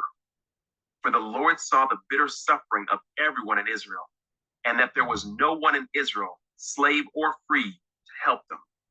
And because the Lord had not said he would blot out the name of Israel completely, he used Jeroboam II, the son of Jehoash, to save them. The rest of the events in the reign of Jeroboam II and everything he did, including the extent of his power, his wars, and how he recovered for Israel both Damascus and Hamath, which had belonged to Judah, are recorded in the book of the history of the kings of Israel. When Jeroboam II died, he was buried in Samaria with the kings of Israel. Then his son Zechariah became the next king. 15. Uzziah rules in Judah. Uzziah, son of Amaziah, began to rule over Judah in the 27th year of the reign of King Jeroboam II of Israel. He was 16 years old when he became king, and he reigned in Jerusalem 52 years. His mother was Jechaliah from Jerusalem. He did what was pleasing in the Lord's sight, just as his father Amaziah had done. But he did not destroy the pagan shrines, and the people still offered sacrifices and burned incense there. The Lord struck the king with leprosy, which lasted until the day he died. He lived in isolation in a separate house. The king's son Jotham was put in charge of the royal palace, and he governed the people of the land. The rest of the events in Uzziah's reign and everything he did are recorded in the book of the history of the kings of Judah. When Uzziah died, he was buried with his ancestors in the city of David, and his son Jotham became the next king. Zechariah rules in Israel. Zechariah, son of Jeroboam II, began to rule over Israel in the 38th year of King Uzziah's reign in Judah. He reigned in Samaria 6 months. Zechariah did what was evil in the Lord's sight, as his ancestors had done. He refused to turn from the sins that Jeroboam, son of Nebat, had led Israel to commit. Then Shallum, son of Jabesh, conspired against Zechariah, assassinated him in public, and became the next king. The rest of the events in Zechariah's reign are recorded in the book of the history of the kings of Israel. So the Lord's message to Jehu came true. Your descendants will be kings of Israel down to the 4th generation. Shallum rules in Israel. Shallum, son of Jabesh, began to rule over Israel in the 39th year of King Uzziah's reign in Judah. Shallum reigned in Samaria only 1 month. Then Menahem, son of Gadai, went to Samaria from Tirzah and assassinated him, and he became the next king. The rest of the events in Shallum's reign, including his conspiracy, are recorded in the book of the history of the kings of Israel. Menahem rules in Israel. At that time, Menahem destroyed the town of Tepuah and all the surrounding countryside as far as Tirzah, because its citizens refused to surrender the town.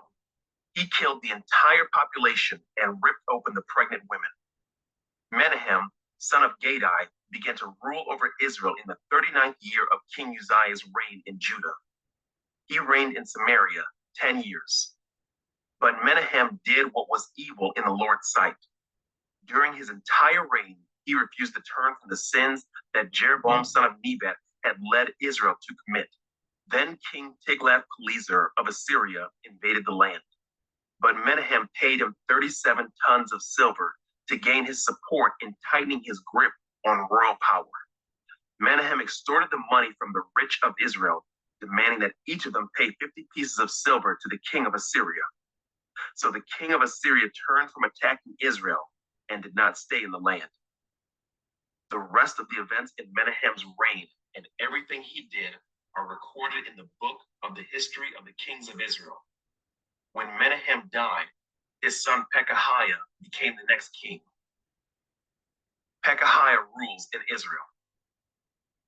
Pekahiah, son of Menahem, began to rule over Israel in the 50th year of King Uzziah's reign in Judah. He reigned in Samaria 2 years. But Pekahiah did what was evil in the Lord's sight. He refused to turn from the sins that Jeroboam, son of Nebat, had led Israel to commit.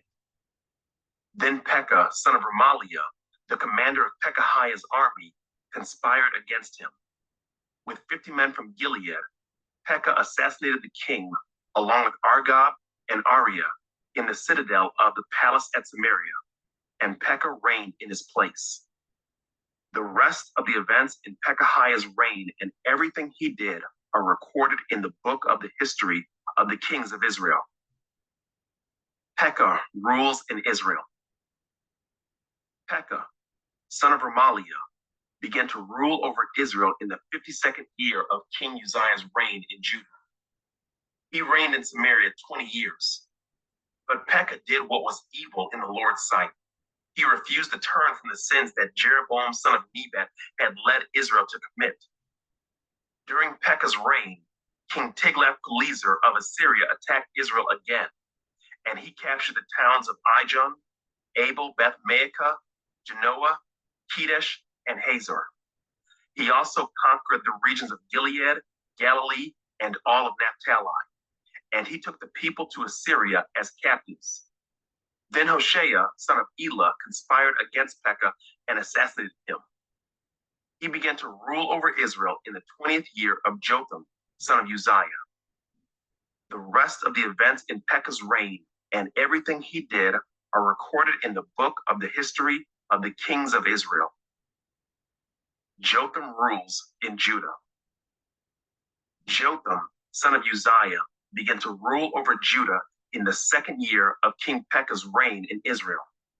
He was 25 years old when he became king, and he reigned in Jerusalem 16 years. His mother was Jerusha, the daughter of Zadok. Jotham did what was pleasing in the Lord's sight. He did everything his father Uzziah had done. but he did not destroy the pagan shrines, and the people still offered sacrifices and burned incense there. He rebuilt the upper gate of the temple of the Lord. The rest of the events in Jotham's reign and everything he did are recorded in the book of the history of the kings of Judah. In those days, the Lord began to send King Rezin of Aram and King Pekah of Israel to attack Judah. When Jotham died, he was buried with his ancestors in the city of David, and his son Ahaz became the next king. 16. Ahaz rules in Judah. Ahaz, son of Jotham, began to rule over Judah in the 17th year of King Pekah's reign in Israel. Ahaz was 20 years old when he became king, and he reigned in Jerusalem 16 years. He did not do what was pleasing in the sight of the Lord his God, as his ancestor David had done. Instead, he followed the example of the kings of Israel, even sacrificing his own son in the fire. In this way, he followed the detestable practices of the pagan nations the Lord had driven from the land ahead of the Israelites.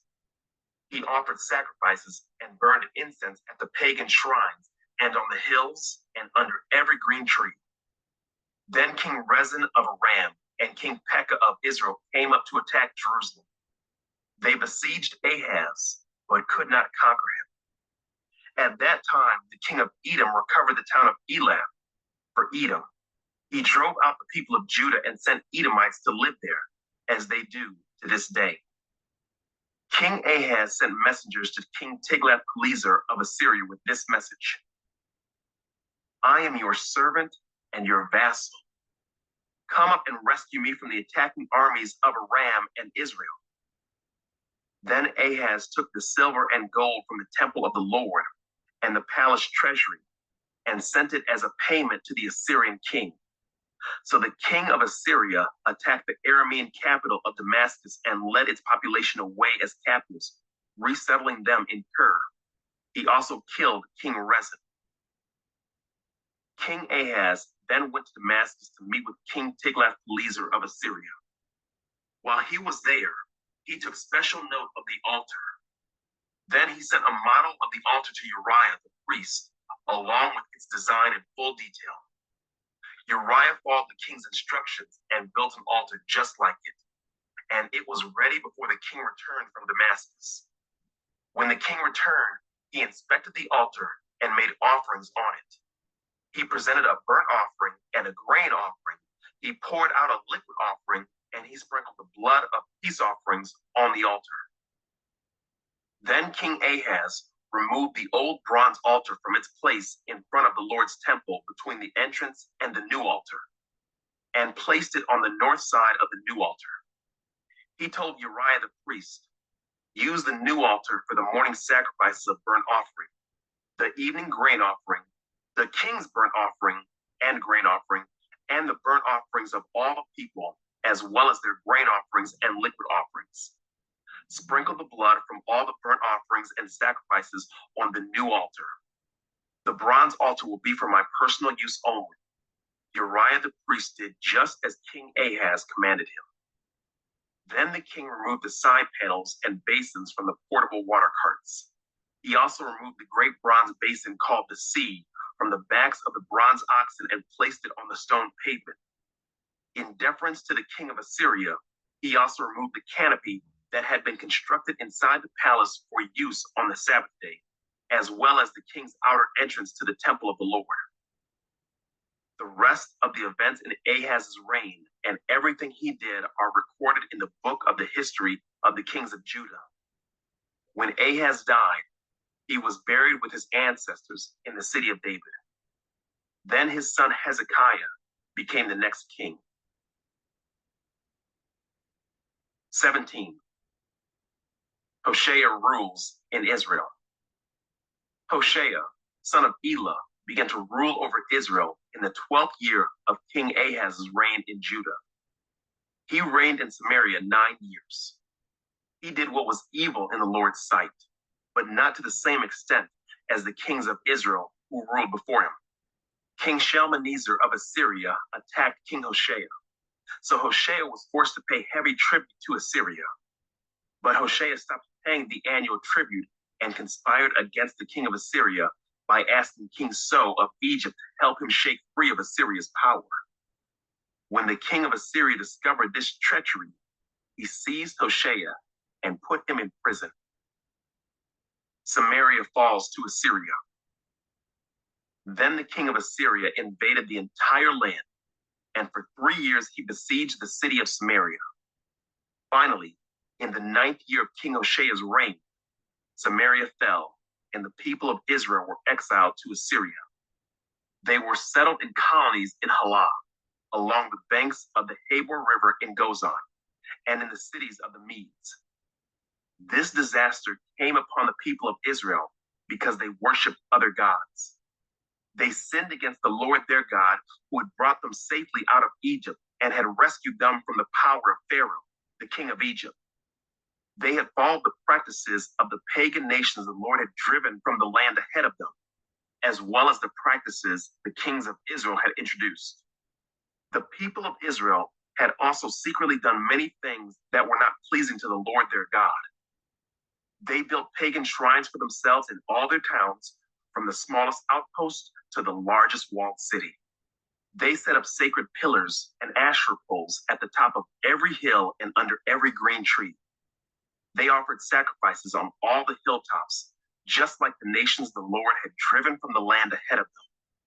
So the people of Israel had done many evil things, arousing the Lord's anger. Yes, they worshiped idols despite the Lord's specific and repeated warnings. Again and again, the Lord had sent his prophets and seers to warn both Israel and Judah. Turn from all your evil ways. Obey my commands and decrees, the entire law that I commanded your ancestors to obey, and that I gave you through my servants, the prophets. But the Israelites would not listen.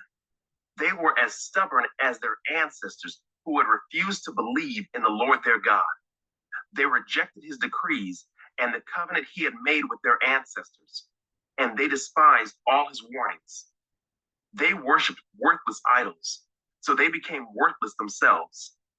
They followed the example of the nations around them, disobeying the Lord's command not to imitate them. They rejected all the commands of the Lord their God and made 2 calves from metal. They set up an Asherah pole and worshipped Baal and all the forces of heaven. They even sacrificed their own sons and daughters in the fire.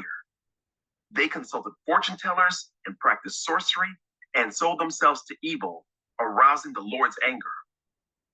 Because the Lord was very angry with Israel, he swept them away from his presence. Only the tribe of Judah remained in the land. But even the people of Judah refused to obey the commands of the Lord their God, for they followed the evil practices that Israel had introduced. The Lord rejected all the descendants of Israel. He punished them by handing them over to their attackers until he had banished Israel from his presence. For when the Lord tore Israel away from the kingdom of David, they chose Jeroboam, son of Nebat, as their king. But Jeroboam drew Israel away from following the Lord and made them commit a great sin. And the people of Israel persisted in all the evil ways of Jeroboam. They did not turn from these sins until the Lord finally swept them away from his presence, just as all his prophets had warned. So Israel was exiled from their land to Assyria, where they remain to this day. Foreigners settle in Israel. The king of Assyria transported groups of people from Babylon, Cutha, Ava, Hamath, and Sepharvaim, and resettled them in the towns of Samaria, replacing the people of Israel. They took possession of Samaria and lived in its towns. But since these foreign settlers did not worship the Lord when they first arrived, the Lord sent lions among them, which killed some of them. So a message was sent to the king of Assyria. The people you have sent to live in the towns of Samaria do not know the religious customs of the God of the land. He has sent lions among them to destroy them because they have not worshipped him correctly. The king of Assyria then commanded, "Send one of the exiled priests back to Samaria. let him live there and teach the new residents the religious customs of the God of the land. So one of the priests who had been exiled from Samaria returned to Bethel and taught the new residents how to worship the Lord. But these various groups of foreigners also continued to worship their own gods. In town after town where they lived, they placed their idols at the pagan shrines that the people of Samaria had built. Those from Babylon worshiped the idols of their god Sukkah-Benoth. Those from Cutha worshiped their god Nergal. And those from Hamath worshipped Ashima. The Abites worshipped their gods Nibhaz and Tartak. And the people from Sepharvaim even burned their own children as sacrifices to their gods Adramelech and Anamelech. These new residents worshiped the Lord, but they also appointed from among themselves all sorts of people as priests to offer sacrifices at their places of worship. And though they worshiped the Lord, they continued to follow their own gods according to the religious customs of the nations from which they came. And this is still going on today. They continue to follow their former practices instead of truly worshiping the Lord and obeying the decrees, regulations, instructions, and commands he gave the descendants of Jacob, whose name he changed to Israel.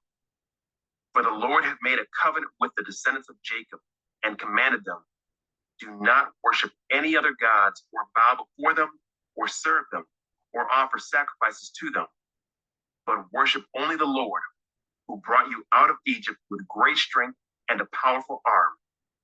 Bow down to him alone and offer sacrifices only to him. Be careful at all times to obey the decrees, regulations, instructions, and commands that he wrote for you. You must not worship other gods. Do not forget the covenant I made with you, and do not worship other gods. You must worship only the Lord your God. He is the one who will rescue you from all your enemies. But the people would not listen and continue to follow their former practices. So while these new residents worship the Lord, they also worship their idols.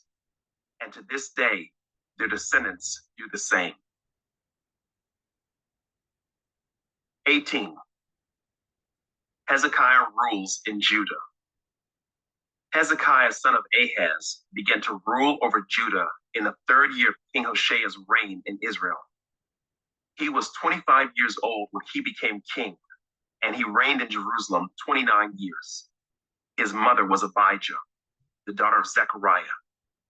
He did what was pleasing in the Lord's sight, just as his ancestor David had done. He removed the pagan shrines, smashed the sacred pillars, and cut down the Asherah poles. He broke up the bronze serpent that Moses had made because the people of Israel had been offering sacrifices to it. The bronze serpent was called Nehushtan. Hezekiah trusted in the Lord, the God of Israel. There was no one like him among all the kings of Judah, either before or after his time. He remained faithful to the Lord in everything, and he carefully obeyed all the commands the Lord had given Moses.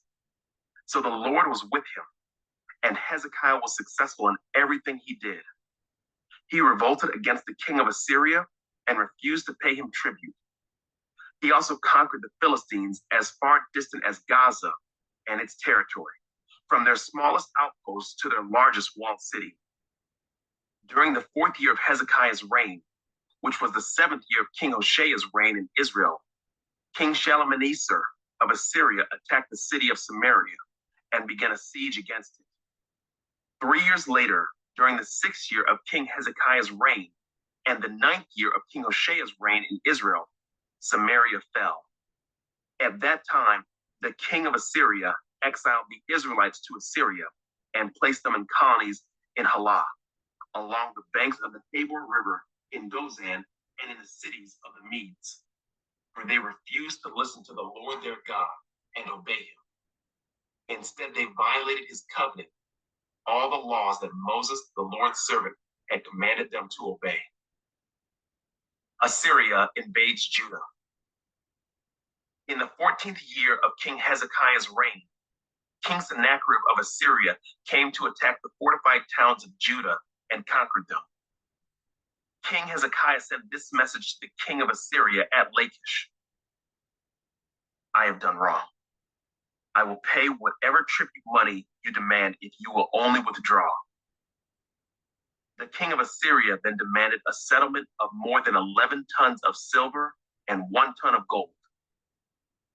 To gather this amount, King Hezekiah used all the silver stored in the temple of the Lord and in the palace treasury.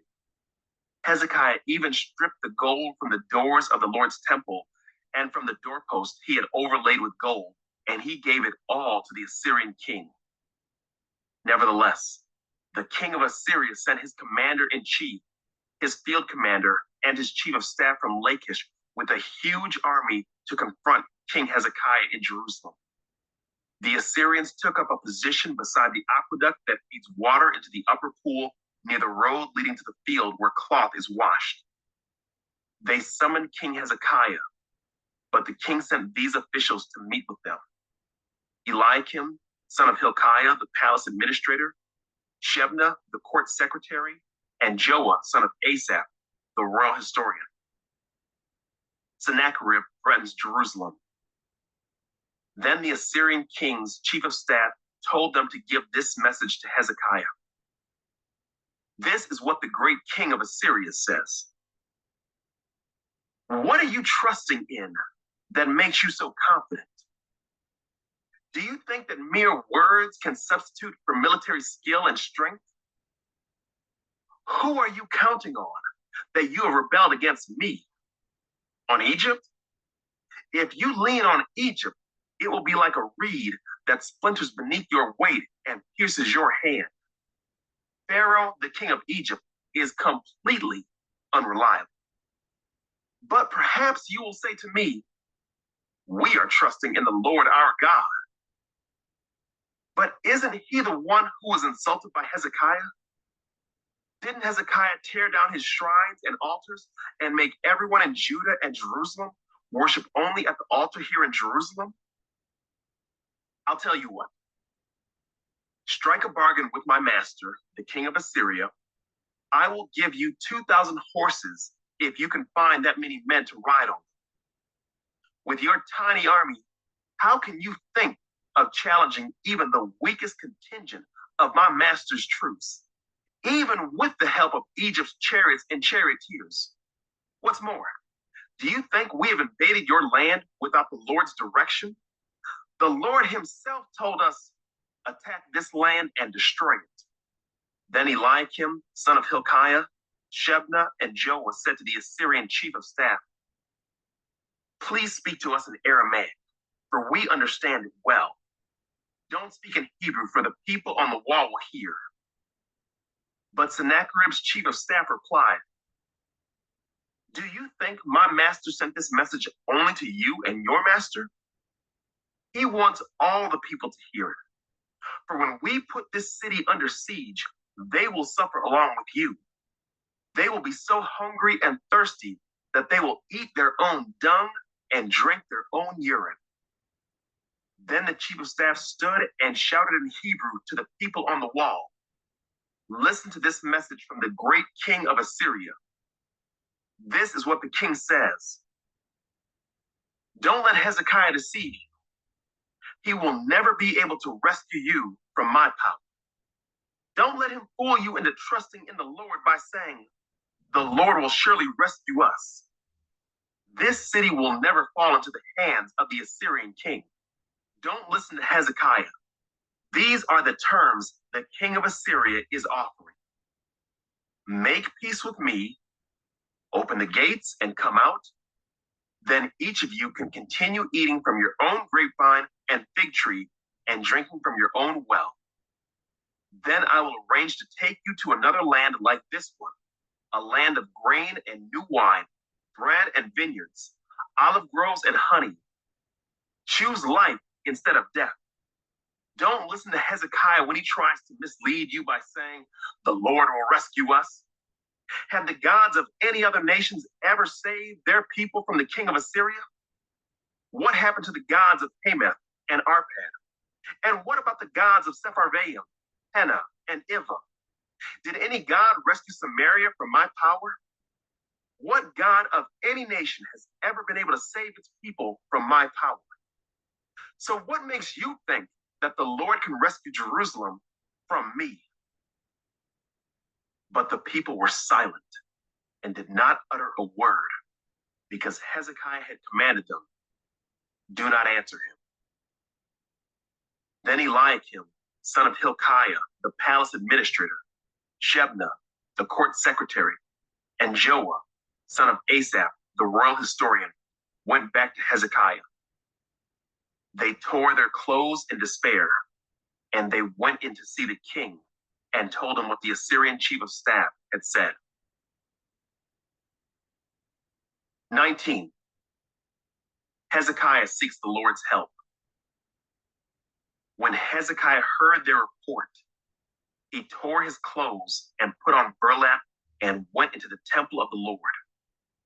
And he sent Eliakim, the palace administrator, Shebna, the court secretary, and the leading priest, all dressed in burlap, to the prophet Isaiah, son of Amos. They told him, this is what King Hezekiah says. Today is a day of trouble, insults, and disgrace. It is like when a child is ready to be born, but the mother has no strength to deliver the baby. But perhaps the Lord your God has heard the Assyrian chief of staff, sent by the king to defy the living God, and will punish him for his words. Oh, pray for those of us who are left. After King Hezekiah's officials delivered the king's message to Isaiah, the prophet replied, say to your master, this is what the Lord says. Do not be disturbed by this blasphemous speech against me from the Assyrian king's messengers. Listen, I myself will move against him, and the king will receive a message that he is needed at home. So he will return to his land, where I will have him killed with the sword. Meanwhile, the Assyrian chief of staff left Jerusalem and went to consult the king of Assyria, who had left Lachish and was attacking Libnah. Soon afterward, King Sennacherib received word that King Tirhakah of Ethiopia was leading an army to fight against him. Before leaving to meet the attack, he sent messengers back to Hezekiah in Jerusalem with this message. This message is for King Hezekiah of Judah. Don't let your God, in whom you trust, deceive you with promises that Jerusalem will not be captured by the king of Assyria. You know perfectly well what the kings of Assyria have done wherever they have gone. They have completely destroyed everyone who stood in their way. Why should you be any different? Have the gods of other nations rescued them? Such nations as Gozan, Haran, Rezeph, and the people of Eden who were in Telassar? My predecessors destroyed them all. What happened to the king of Hamath and the king of Arpad? What happened to the kings of Sepharvaim, Hena, and Iva? After Hezekiah received the letter from the messengers and read it, he went up to the Lord's temple and spread it out before the Lord. And Hezekiah prayed this prayer before the Lord. O Lord, God of Israel, you are enthroned between the mighty cherubim. You alone are God of all the kingdoms of the earth. You alone created the heavens and the earth. Bend down, O Lord, and listen. Open your eyes, O Lord, and see. Listen to Sennacherib's words of defiance against the living God. It is true, Lord, that the kings of Assyria have destroyed all these nations, and they have thrown the gods of these nations into the fire and burned them. But of course, the Assyrians could destroy them. They were not gods at all, only idols of wood and stone shaped by human hands. Now, O Lord our God, rescue us from his power. Then all the kingdoms of the earth will know that you alone, O Lord, are God. Isaiah predicts Judah's deliverance. Then Isaiah, son of Amos, sent this message to Hezekiah. This is what the Lord, the God of Israel, says. I have heard your prayer about King Sennacherib of Assyria, and the Lord has spoken this word against him. The virgin daughter of Zion despises you and laughs at you. The daughter of Jerusalem shakes her head in derision as you flee. Whom have you been defying and ridiculing? Against whom did you raise your voice? At whom did you look with such haughty eyes? It was the Holy One of Israel. By your messengers you have defied the Lord. You have said, with my many chariots I have conquered the highest mountains, yes, the remotest peaks of Lebanon. I have cut down its tallest cedars and its finest cypress trees. I have reached its farthest corners and explored its deepest forests. I have dug wells in many foreign lands and refreshed myself with their water. With the sole of my foot, I stopped up all the rivers of Egypt. But have you not heard? I decided this long ago. Long ago I planned it, and now I am making it happen. I planned for you to crush fortified cities into heaps of rubble. That is why their people have so little power and are so frightened and confused. They are as weak as grass, as easily trampled as tender green shoots. They are like grass sprouting on a housetop, scorched before it can grow lush and tall. But I know you well, where you stay and when you come and go. I know the way you have raged against me. And because of your raging against me and your arrogance, which I have heard for myself, I will put my hook in your nose and my bit in your mouth. I will make you return by the same road on which you came. Then Isaiah said to Hezekiah, here is the proof that what I say is true. This year, you will eat only what grows up by itself. And next year, you will eat what springs up from that. But in the third year, you will plant crops and harvest them. You will tend vineyards and eat their fruit. And you who are left in Judah, who escaped the ravages of the siege, will put roots down in your own soil and will grow up and flourish. For a remnant of my people will spread out from Jerusalem, a group of survivors from Mount Zion. The passionate commitment of the Lord of heaven's armies will make this happen. And this is what the Lord says about the king of Assyria. His armies will not enter Jerusalem. They will not even shoot an arrow at it. They will not march outside its gates with their shields, nor build banks of earth against its walls. The king will return to his own country by the same road on which he came. He will not enter this city, says the Lord.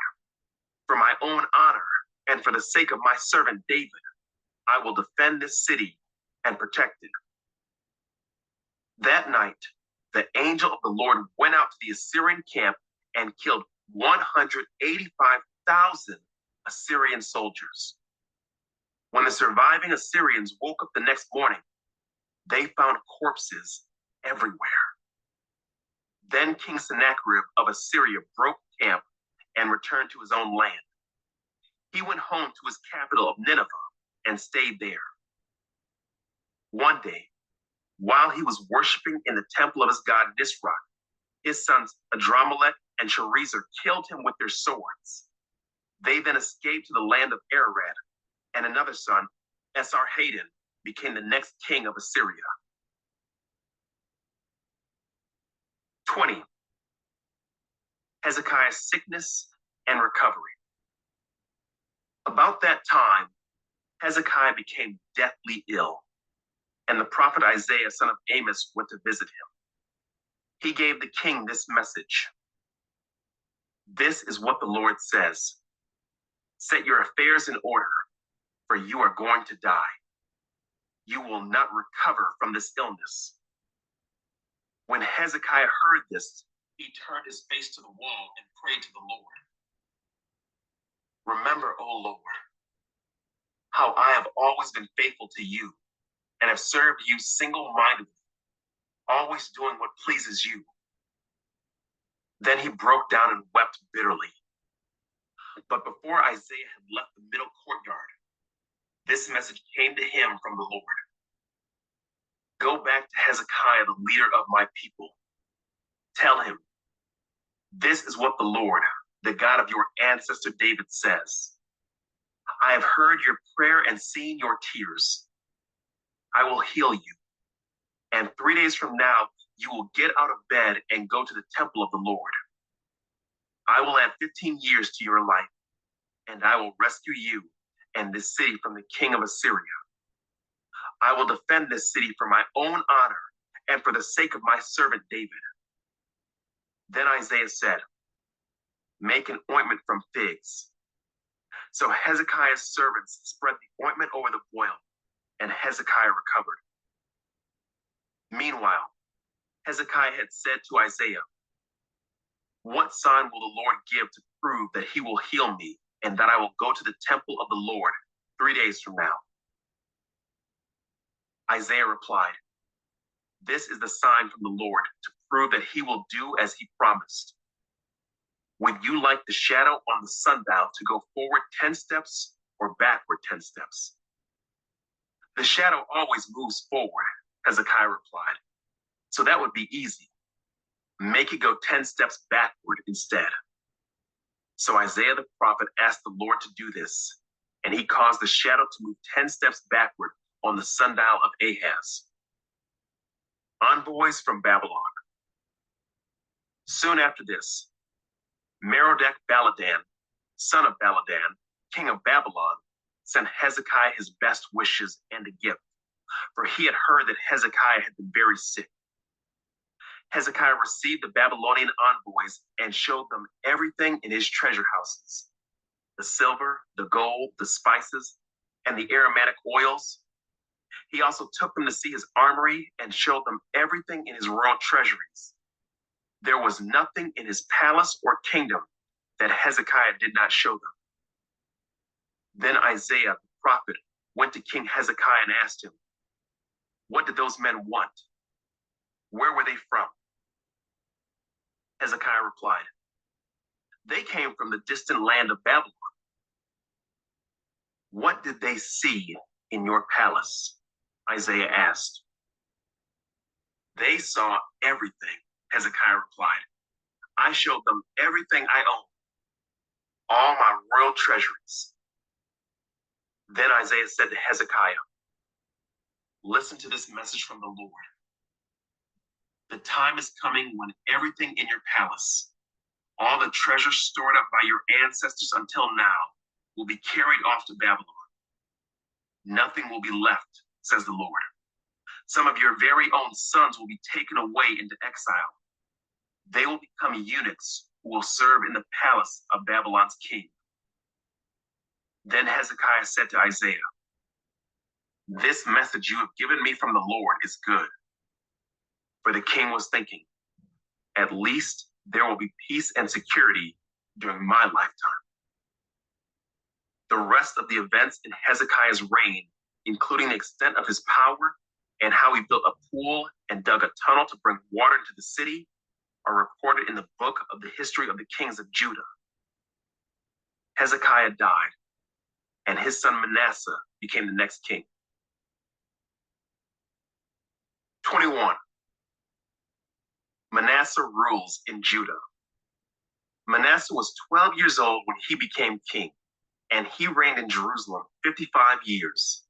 His mother was Hephzibah. He did what was evil in the Lord's sight, following the detestable practices of the pagan nations that the Lord had driven from the land ahead of the Israelites. He rebuilt the pagan shrines his father Hezekiah had destroyed. He constructed altars for Baal and set up an Asherah pole, just as King Ahab of Israel had done. He also bowed before all the powers of the heavens and worshiped them. He built pagan altars in the temple of the Lord, the place where the Lord had said, "My name will remain in Jerusalem forever." He built these altars for all the powers of the heavens in both courtyards of the Lord's temple. Manasseh also sacrificed his own son in the fire. He practiced sorcery and divination, and he consulted with mediums and psychics. He did much that was evil in the Lord's sight, arousing his anger. Manasseh even made a carved image of Asherah and set it up in the temple, the very place where the Lord had told David and his son Solomon, "My name will be honored forever in this temple and in Jerusalem, the city I have chosen from among all the tribes of Israel. If the Israelites will be careful to obey my commands, all the laws my servant Moses gave them, I will not send them into exile from this land that I gave their ancestors." But the people refused to listen, and Manasseh led them to do even more evil than the pagan nations that the Lord had destroyed when the people of Israel entered the land. Then the Lord said through his servants the prophets, "King Manasseh of Judah has done many detestable things. He is even more wicked than the Amorites who lived in this land before Israel. He has caused the people of Judah to sin with his idols. So this is what the Lord, the God of Israel, says: I will bring such disaster on Jerusalem and Judah that the ears of those who hear about it will tingle with horror. I will judge Jerusalem by the same standard I used for Samaria and the same measure I used for the family of Ahab. I will wipe away the people of Jerusalem as one wipes a dish and turns it upside down. Then I will reject even the remnant of my own people who are left, and I will hand them over as plunder for their enemies. For they have done great evil in my sight and have angered me ever since their ancestors came out of Egypt.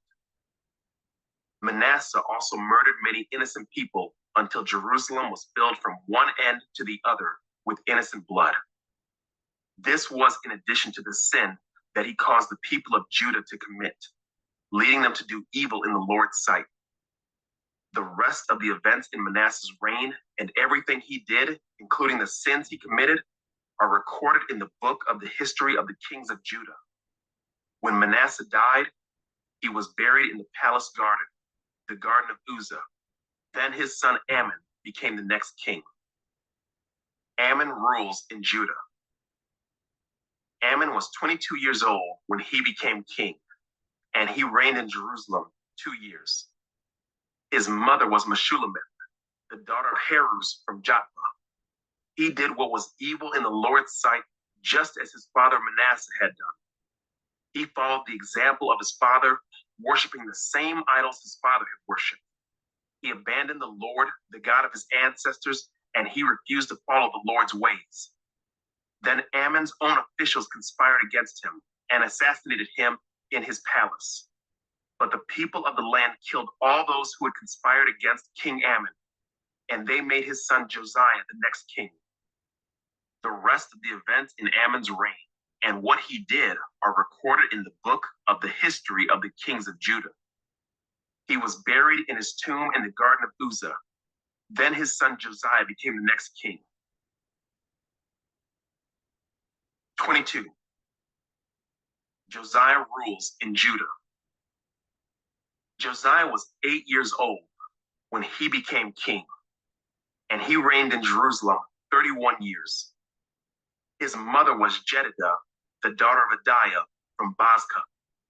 He did what was pleasing in the Lord's sight and followed the example of his ancestor David. He did not turn away from doing what was right. In the 18th year of his reign, King Josiah sent Shaphan, son of Azaliah and grandson of Meshullam, the court secretary, to the temple of the Lord. He told them, "Go to Hilkiah the high priest and have him count the money the gatekeepers have collected from the people at the Lord's temple. Entrust this money to the men assigned to supervise the restoration of the Lord's temple. Then they can use it to pay workers to repair the temple. They will need to hire carpenters, builders, and masons. Also have them buy the timber and the finished stone needed to repair the temple. But don't require the construction supervisors to keep account of the money they receive, for they are honest and trustworthy men." Hilkiah discovers God's law. Hilkiah the high priest said to Shaphan, the court secretary, I have found the book of the law in the Lord's temple. Then Hilkiah gave the scroll to Shaphan, and he read it. Shaphan went to the king and reported, Your officials have turned over the money collected at the temple of the Lord to the workers and supervisors at the temple. Shaphan also told the king, Hilkiah the priest has given me a scroll. So Shaphan read it to the king. When the king heard what was written in the book of the law, he tore his clothes in despair. Then he gave these orders to Hilkiah the priest, Ahikam son of Shaphan, Akbor son of Micaiah, Shaphan the court secretary, and Asaiah, the king's personal advisor. Go to the temple and speak to the Lord for me, and for the people, and for all Judah. Inquire about the words written in this scroll that has been found, for the Lord's great anger is burning against us because our ancestors have not obeyed the words in this scroll. We have not been doing everything it says we must do. So Hilkiah the priest, Ahikam, Akbor, Shaphan, and Asaiah went to the new quarter of Jerusalem to consult with the prophet Huldah. She was the wife of Shallum, son of Tikvah, son of Harhas, the keeper of the temple wardrobe. She said to them, The Lord, the God of Israel, has spoken. Go back and tell the man who sent you, this is what the Lord says. I am going to bring disaster on this city and its people. All the words written in the scroll that the king of Judah has read will come true. For my people have abandoned me and offered sacrifices to pagan gods, and I am very angry with them for everything they have done. My anger will burn against this place, and it will not be quenched. But go to the king of Judah who sent you to seek the Lord and tell him, this is what the Lord, the God of Israel, says concerning the message you have just heard. You were sorry and humbled yourself before the Lord when you heard what I said against this city and its people, that this land would be cursed and become desolate. You tore your clothing in despair and wept before me in repentance. And I have indeed heard you, says the Lord. So I will not send the promised disaster until after you have died and been buried in peace. You will not see the disaster I am going to bring on this city. So they took her message back to the king. 23. Josiah's religious reforms. Then the king summoned all the elders of Judah and Jerusalem, and the king went up to the temple of the Lord with all the people of Judah and Jerusalem, along with the priests and the prophets, all the people from the least to the greatest. There the king read to them the entire book of the covenant that had been found in the Lord's temple. The king took his place of authority beside the pillar and renewed the covenant in the Lord's presence. He pledged to obey the Lord by keeping all his commands, laws, and decrees with all his heart and soul. In this way, he confirmed all the terms of the covenant that were written in the scroll, and all the people pledged themselves to the covenant. Then the king instructed Hilkiah, the high priest, and the priest of the second rank, and the temple gatekeepers to remove from the Lord's temple all the articles that were used to worship Baal, Asherah, and all the powers of the heavens. The king had all these things burned outside Jerusalem on the terraces of the Kidron Valley, and he carried the ashes away to Bethel. He did away with the idolatrous priests who had been appointed by the previous kings of Judah, for they had offered sacrifices at the pagan shrines throughout Judah and even in the vicinity of Jerusalem. They had also offered sacrifices to Baal and to the sun, the moon, the constellations, and to all the powers of the heavens. The king removed the Asherah pole from the Lord's temple and took it outside Jerusalem to the Kidron Valley, where he burned it. Then he ground the ashes of the pole to dust and threw the dust over the graves of the people. He also tore down the living quarters of the male and female shrine prostitutes that were inside the temple of the Lord, where the women wove coverings for the Asherah pole. Josiah brought to Jerusalem all the priests who were living in other towns of Judah. He also defiled the pagan shrines, where they had offered sacrifices, all the way from Geba to Beersheba. He destroyed the shrines at the entrance to the gate of Joshua, the governor of Jerusalem, This gate was located to the left of the city gate as one enters the city. The priests who had served at the pagan shrines were not allowed to serve at the Lord's altar in Jerusalem, but they were allowed to eat unleavened bread with the other priests. Then the king defiled the altar at Topheth in the valley of Ben Hinnom, so no one could ever again use it to sacrifice a son or daughter in the fire as an offering to Molech. He removed from the entrance of the Lord's temple the horse statues that the former kings of Judah had dedicated to the sun.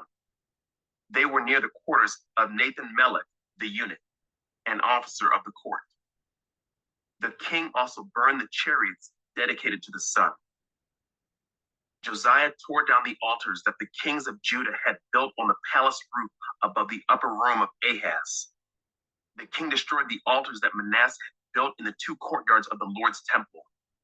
He smashed them to bits and scattered the pieces in the Kidron Valley. The king also desecrated the pagan shrines east of Jerusalem to the south of the Mount of Corruption, where King Solomon of Israel had built shrines for Ashtoreth, the detestable goddess of the Sidonians, and for Chemosh, the detestable god of the Moabites, and for Moloch, the vile god of the Ammonites. He smashed the sacred pillars and cut down the Asherah poles. Then he desecrated these places by scattering human bones over them. The king also tore down the altar at Bethel, the pagan shrine that Jeroboam, son of Nebat, had made when he caused Israel to sin. He burned down the shrine and ground it to dust, and he burned the Asherah pole. Then Josiah turned around and noticed several tombs in the side of the hill. He ordered that the bones be brought out, and he burned them on the altar at Bethel to desecrate it. This happened just as the Lord had promised through the man of God when Jeroboam stood beside the altar at the festival. Then Josiah turned and looked up at the tomb of the man of God who had predicted these things. "What is that monument over there?" Josiah asked. And the people of the town told him, "It is the tomb of the man of God who came from Judah and predicted the very things that you have just done to the altar at Bethel." Josiah replied, "Leave it alone. Don't disturb his bones." So they did not burn his bones or those of the old prophet from Samaria. Then Josiah demolished all the buildings at the pagan shrines in the towns of Samaria, just as he had done at Bethel. They had been built by the various kings of Israel, and it made the Lord very angry. He executed the priests of the pagan shrines on their own altars, and he burned human bones on the altars to desecrate them. Finally, he returned to Jerusalem. Josiah celebrates Passover. King Josiah then issued this order to all the people: "You must celebrate the Passover to the Lord your God, as required in this book of the covenant." There had not been a Passover celebration like that since the time when the judges ruled in Israel, nor throughout all the years of the kings of Israel and Judah. But in the 18th year of King Josiah's reign, this Passover was celebrated to the Lord in Jerusalem. Josiah also got rid of the mediums and psychics, the household gods, the idols, and every other kind of detestable practice, both in Jerusalem and throughout the land of Judah. He did this in obedience to the laws written in the scroll that Hilkiah the priest had found in the Lord's temple. Never before had there been a king like Josiah, who turned to the Lord with all his heart and soul and strength, obeying all the laws of Moses. And there has never been a king like him since. Even so, the Lord was very angry with Judah because of all the wicked things Manasseh had done to provoke him. For the Lord said, "I will also banish Judah from my presence, just as I have banished Israel. And I will reject my chosen city of Jerusalem and the temple where my name was to be honored." The rest of the events of Josiah's reign and all his deeds are recorded in the book of the history of the kings of Judah. While Josiah was king, Pharaoh Necho, king of Egypt, went to the Euphrates River to help the king of Assyria. King Josiah and his army marched out to fight him, but King Necho killed him when they met at Megiddo. Josiah's officers took his body back in the chariot from Megiddo to Jerusalem and buried him in his own tomb. Then the people of the land anointed Josiah's son Jehoahaz and made him the next king. Jehoahaz rules in Judah. Jehoahaz was 23 years old when he became king, and he reigned in Jerusalem 3 months. His mother was Hamutal, the daughter of Jeremiah from Libnah. He did what was evil in the Lord's sight, just as his ancestors had done. Pharaoh Necho put Jehoahaz in prison at Riblah in the land of Hamath to prevent him from ruling in Jerusalem. He also demanded that Judah pay 7,500 pounds of silver and 75 pounds of gold as tribute. Jehoiakim rules in Judah. Pharaoh Necho then installed Eliakim, another of Josiah's sons, to reign in place of his father, and he changed Eliakim's name to Jehoiakim. Jehoahaz was taken to Egypt as a prisoner, where he died. In order to get the silver and gold demanded as tribute by Pharaoh Necho, Jehoiakim collected a tax from the people of Judah, requiring them to pay in proportion to their wealth. Jehoiakim was 25 years old when he became king, and he reigned in Jerusalem 11 years. His mother was Zebidah, the daughter of Pedaiah from Rumah. He did what was evil in the Lord's sight, just as his ancestors had done. 24. During Jehoiakim's reign, King Nebuchadnezzar of Babylon invaded the land of Judah. Jehoiakim surrendered and paid him tribute for 3 years, but then rebelled. Then the Lord sent bands of Babylonian, Aramean, Moabite, and Ammonite raiders against Judah to destroy it, just as the Lord had promised through his prophets. These disasters happened to Judah because of the Lord's command. He had decided to banish Judah from his presence because of the many sins of Manasseh, who had filled Jerusalem with innocent blood. The Lord would not forgive this. The rest of the events in Jehoiakim's reign and all his deeds are recorded in the book of the history of the kings of Judah. When Jehoiakim died, his son Jehoiakim became the next king. The king of Egypt did not venture out of his country after that, for the king of Babylon captured the entire area formerly claimed by Egypt, from the brook of Egypt to the Euphrates River. Jehoiakim rules in Judah. Jehoiakim was 18 years old when he became king, and he reigned in Jerusalem 3 months. His mother was Nehushta, the daughter of Elnathan from Jerusalem. Jehoiakim did what was evil in the Lord's sight, just as his father had done. During Jehoiakim's reign, the officers of King Nebuchadnezzar of Babylon came up against Jerusalem and besieged it. Nebuchadnezzar himself arrived at the city during the siege. Then King Jehoiakim, along with the queen mother, his advisors, his commanders, and his officials, surrendered to the Babylonians. In the 8th year of Nebuchadnezzar's reign, he took Jehoiakim prisoner. As the Lord had said beforehand, Nebuchadnezzar carried away all the treasures from the Lord's temple and the royal palace. He stripped away all the gold objects that King Solomon of Israel had placed in the temple. King Nebuchadnezzar took all of Jerusalem captive, including all the commanders and the best of the soldiers, craftsmen, and artisans, 10,000 in all. Only the poorest people were left in the land. Nebuchadnezzar led King Jehoiakim away as a captive to Babylon, along with the queen mother, his wives and officials, and all Jerusalem's elite. He also exiled 7,000 of the best troops and 1,000 craftsmen and artisans, all of whom were strong and fit for war. Then the king of Babylon installed Mattaniah, Jehoiakim's uncle, as the next king, and he changed Mattaniah's name to Zedekiah. Zedekiah rules in Judah. Zedekiah was 21 years old when he became king, and he reigned in Jerusalem 11 years. His mother was Hamutal, the daughter of Jeremiah from Libnah. But Zedekiah did what was evil in the Lord's sight, just as Jehoiakim had done. These things happened because of the Lord's anger against the people of Jerusalem and Judah, until he finally banished them from his presence and sent them into exile. The fall of Jerusalem. Zedekiah rebelled against the king of Babylon. 25.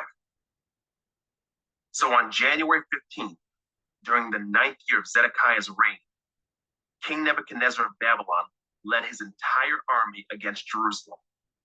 They surrounded the city and built siege ramps against its walls. Jerusalem was kept under siege until the 11th year of King Zedekiah's reign.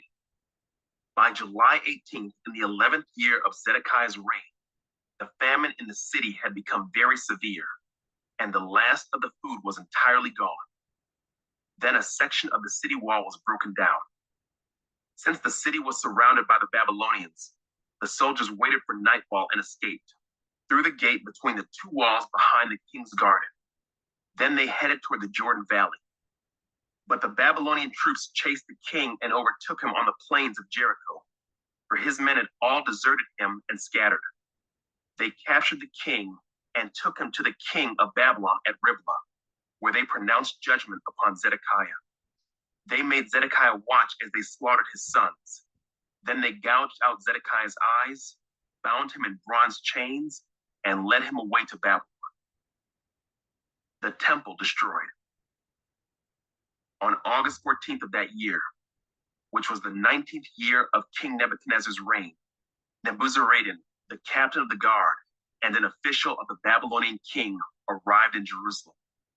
He burned down the temple of the Lord, the royal palace, and all the houses of Jerusalem.